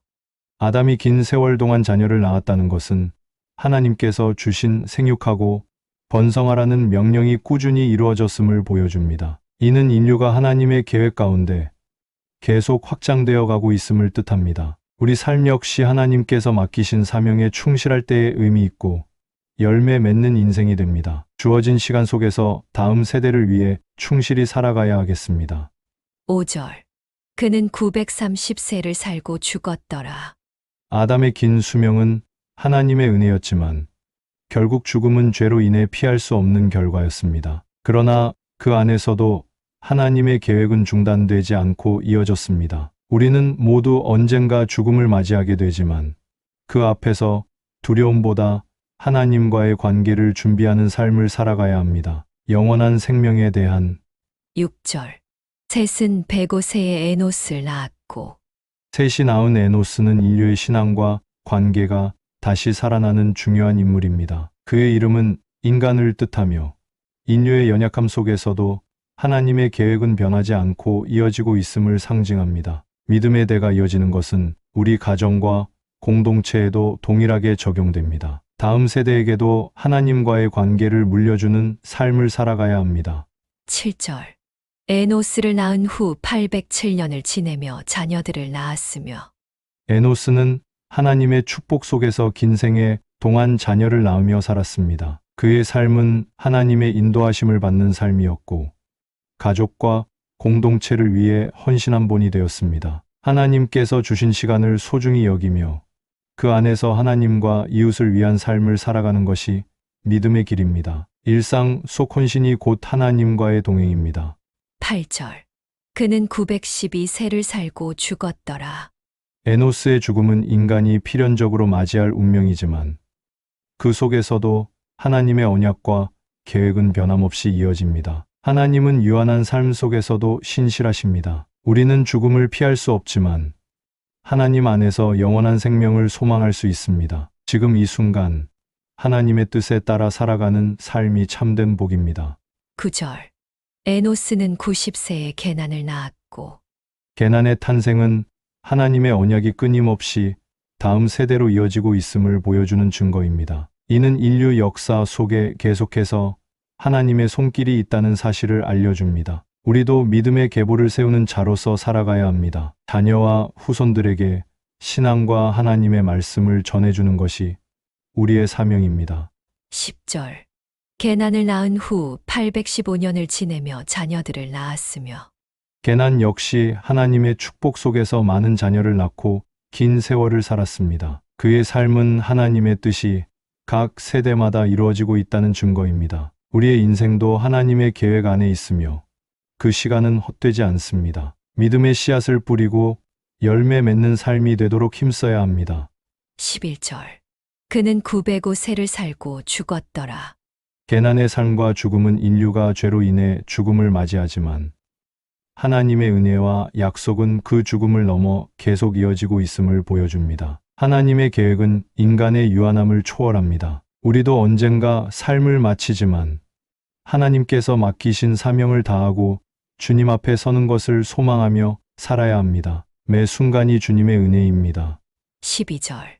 게나는 70세에 마할랄레를 낳았고 이 구절은 신실한 믿음의 계보가 계속되고 있음을 보여줍니다. 마할랄렐의 탄생은 단순한 출산이 아니라 하나님의 구속 역사가 다음 세대로 이어진다는 상징입니다. 게나는 하나님의 은혜 속에서 다음 세대를 낳는 축복을 누렸습니다. 우리도 다음 세대를 세우는 사명을 받은 존재임을 기억하며 믿음과 순종으로 후손에게 신앙의 유산을 물려주는 삶을 살아가야 하겠습니다. 13절. 마할랄레를 낳은 후 840년을 지내며 자녀들을 낳았으며 게나는 마할랄렐 이후에도 오랜 세월 자녀들을 낳으며 살았습니다. 이는 하나님의 생육과 번성에 대한 축복이 계속되고 있음을 나타냅니다. 이러한 긴 생애는 단순한 수명의 길이가 아니라 하나님의 인도하심 아래 성실하게 사명을 감당한 시간을 의미합니다. 우리도 하나님께서 주신 시간을 소중히 여기며 가정과 공동체 안에서 신실하게 살아가는 삶을 다짐해야 하겠습니다. 14절. 그는 910세를 살고 죽었더라. 게난의 죽음은 인간의 유한함을 다시 한번 상기시킵니다. 그러나 그 죽음은 끝이 아니라 하나님의 언약이 이어지는 과정 속의 한 장면입니다. 죽음 속에서도 하나님의 뜻과 계획은 멈추지 않습니다. 우리의 인생도 언젠가 끝이 나지만 하나님 안에서의 삶은 헛되지 않으며 하나님께서 이루실 뜻을 믿고 매 순간을 감사함으로 살아야 하겠습니다. 15절. 마할랄렐은 65세에 야레드를 낳았고 마할랄렐은 65세에 야레드를 낳았습니다. 이 계보는 단순한 혈연이 아니라 하나님의 언약과 신실함이 다음 세대로 이어지고 있다는 뜻입니다. 야레드의 이름 또한 하나님이 내려보내셨다는 의미로 하나님의 계획이 사람을 통해 성취됨을 상징합니다. 우리도 하나님의 뜻 안에서 준비된 사람으로 가정을 세우고 신앙을 전수하는 사명을 감당해야 하겠습니다. 16절. 야레드를 낳은 후 830년을 지내며 자녀들을 낳았으며 마할랄렐은 야레드를 낳은 후에도 긴 생애 동안 자녀들을 낳고 살아갔습니다. 이는 하나님의 창조 명령에 대한 순종과 그 명령이 세대를 넘어 지속되고 있음을 보여줍니다. 우리 삶이 단지 시간의 흐름이 아니라 하나님의 뜻과 은혜 속에 있음을 기억하며 각자의 자리에서 하나님께서 맡기신 역할을 충실히 감당해야 하겠습니다. 17절. 그는 895세를 살고 죽었더라. 마할랄렐의 죽음 또한 아담 이후 인류에게 주어진 운명을 드러냅니다. 하지만 하나님의 언약은 죽음을 넘어 여전히 유효하며 믿음의 계보는 계속 이어집니다. 우리도 언젠가 이 땅에서의 삶을 마치게 되지만 하나님의 약속은 변하지 않으며 그 약속을 바라보며 영원한 생명을 소망해야 하겠습니다. 18절. 야레는 162세에 에녹을 낳았고 야레는 한 세대의 믿음을 다음 세대로 전하는 연결고리의 역할을 감당하였습니다. 에녹은 그의 가문에서 특별한 인물로 태어났으며 이는 하나님의 섭리 아래 세심하게 준비된 일이었습니다. 자녀는 우연히 태어나는 존재가 아니라 하나님의 계획 가운데 주어진 선물입니다. 우리의 삶이 다음 세대를 위한 믿음의 디딤돌이 되도록 지금의 역할을 충실히 감당해야 하겠습니다. 19절. 에녹을 낳은 후 800년을 지내며 자녀들을 낳았으며 야레는 에녹 외에도 많은 자녀를 낳으며 하나님의 명령대로 생육하고 번성하는 삶을 살았습니다. 그의 긴 생애는 그 시대의 사람들과 더불어 하나님의 뜻을 따르며 살아갔다는 증거입니다. 우리의 삶은 단지 자녀를 낳고 기르는 것을 넘어서 그 속에서 하나님의 뜻을 이루는 사명을 지닙니다. 자녀들을 믿음 안에서 양육하며 하나님 나라를 확장하는 데 헌신해야 하겠습니다. 20절. 그는 902세를 살고 죽었더라. 야레의 죽음은 인간의 수명이 길던 시대의 마침표이자 에녹이라는 경건한 인물을 통해 새로운 전환을 준비하는 시기였습니다. 그의 생애는 조용하지만 하나님의 구속사 안에서 의미 있는 부분을 차지하고 있습니다. 하나님께서는 우리 각자의 생애를 통해 구속사의 한 페이지를 써 내려가십니다. 외적으로 드러나지 않더라도 하나님 안에서 살아가는 삶은 언제나 귀하고 복된 삶입니다. 21절.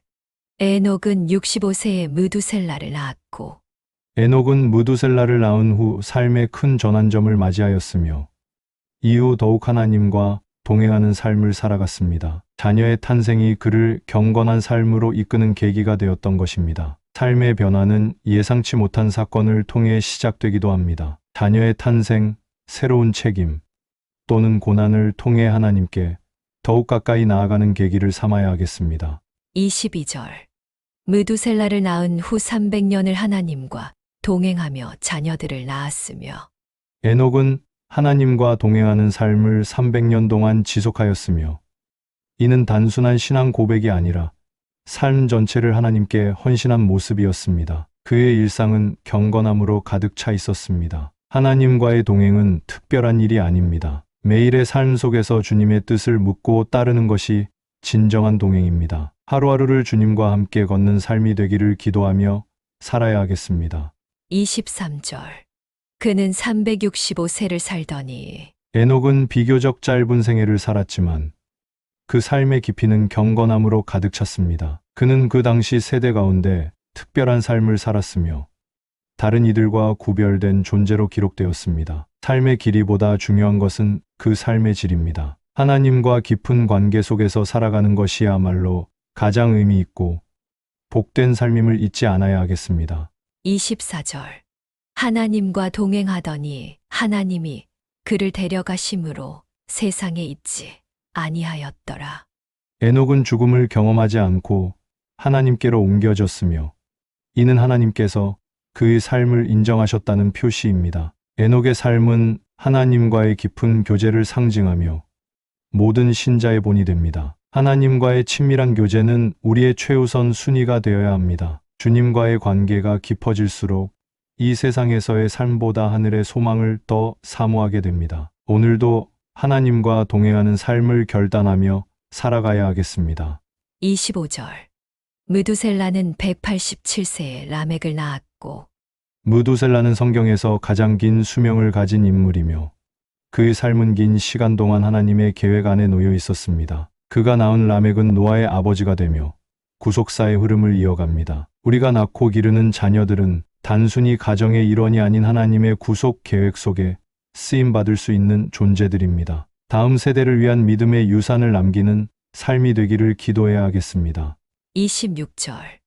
라멕을 낳은 후 782년을 지내며 자녀를 낳았으며 이 말씀은 무두셀라가 단지 오랜 세월을 산 것이 아니라 그 시간 동안 후손들을 낳고 신앙의 계보를 이어가는 중요한 삶을 살았음을 보여줍니다. 하나님께서는 그의 긴 생애를 통해 당시 시대 속에서도 경건한 삶의 흐름이 계속되도록 하셨습니다. 하나님께서 허락하신 인생의 시간은 단순히 오래 사는 것이 목적이 아니라 그 시간 속에서 믿음을 전하고 후대에게 신앙의 유산을 남기기 위함임을 기억해야 하겠습니다. 우리의 삶도 하나님의 계획 속에 있으며 매 순간을 믿음으로 살아가야 하겠습니다. 27절. 그는 969세를 살고 죽었더라. 무두셀라는 성경에서 가장 오랜 세월을 살았지만 결국 죽음을 맞이하게 되었습니다. 그의 생애는 하나님의 인내와 자비의 시간 속에서 진행되었으며 어떤 해석에 따르면 그가 죽은 해에 홍수가 임했다는 것은 하나님의 심판과 연결된 상징적 의미를 담고 있습니다. 우리의 삶이 길든 짧든 결국 하나님 앞에 서는 날이 옵니다. 중요한 것은 얼마를 살았느냐보다 어떻게 살았느냐입니다. 하나님께 영광 돌리는 삶을 살아가도록 늘 깨어 있어야 하겠습니다. 28절.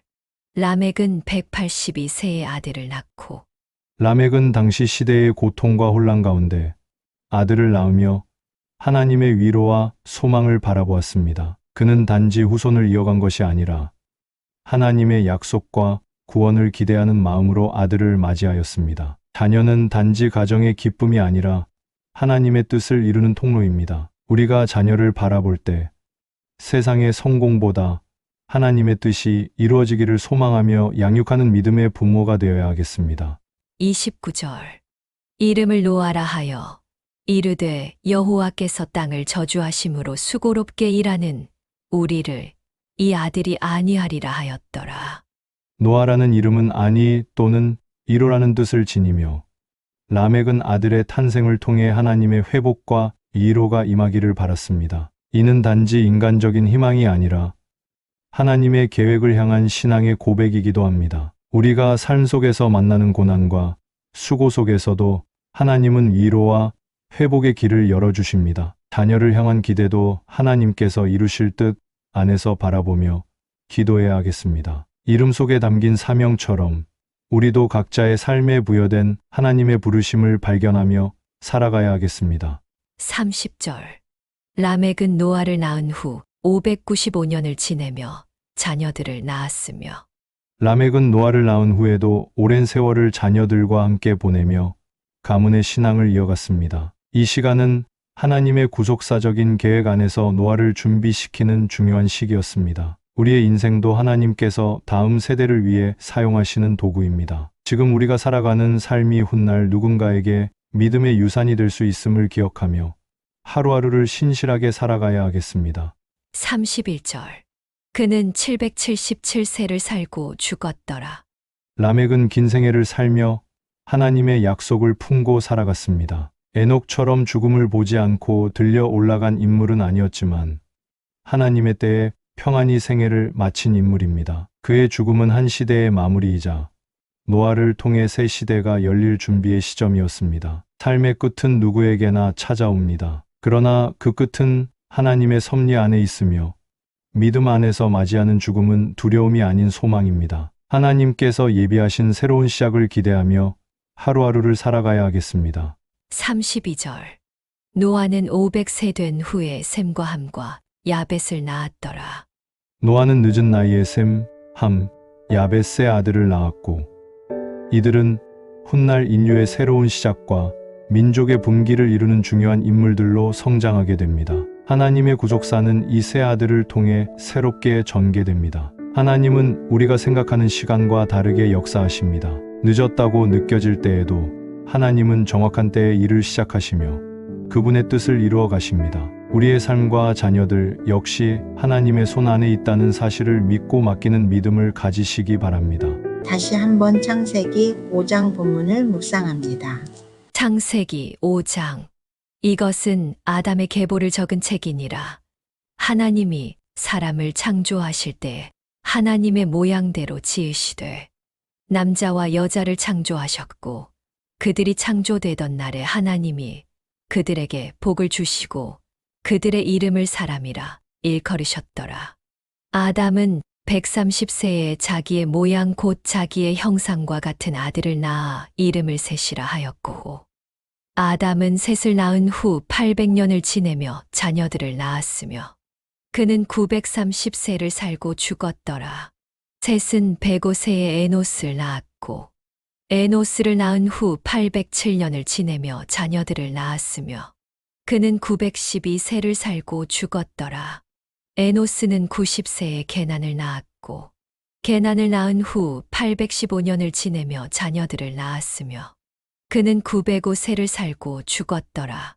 게난은 70세에 마할랄레를 낳았고 마할랄레를 낳은 후 840년을 지내며 자녀들을 낳았으며 그는 910세를 살고 죽었더라. 마할랄렐은 65세에 야렛을 낳았고 야렛을 낳은 후 830년을 지내며 자녀를 낳았으며 그는 895세를 살고 죽었더라. 야렛은 162세에 에녹을 낳았고 에녹을 낳은 후 800년을 지내며 자녀들을 낳았으며 그는 962세를 살고 죽었더라. 에녹은 65세에 무두셀라를 낳았고 무두셀라를 낳은 후 300년을 하나님과 동행하며 자녀들을 낳았으며 그는 365세를 살았더라. 에녹이 하나님과 동행하더니 하나님이 그를 데려가심으로 세상에 있지 아니하였더라. 무두셀라는 187세에 라멕을 낳았고 라멕을 낳은 후 782년을 지내며 자녀를 낳았으며 그는 969세를 살고 죽었더라. 라멕은 182세의 아들을 낳고 이름을 노아라 하여 이르되 여호와께서 땅을 저주하심으로 수고롭게 일하는 우리를 이 아들이 아니하리라 하였더라. 라멕은 노아를 낳은 후 595년을 지내며 자녀들을 낳았으며 그는 777세를 살고 죽었더라. 노아는 500세 된 후에 셈과 함과 야벳을 낳았더라.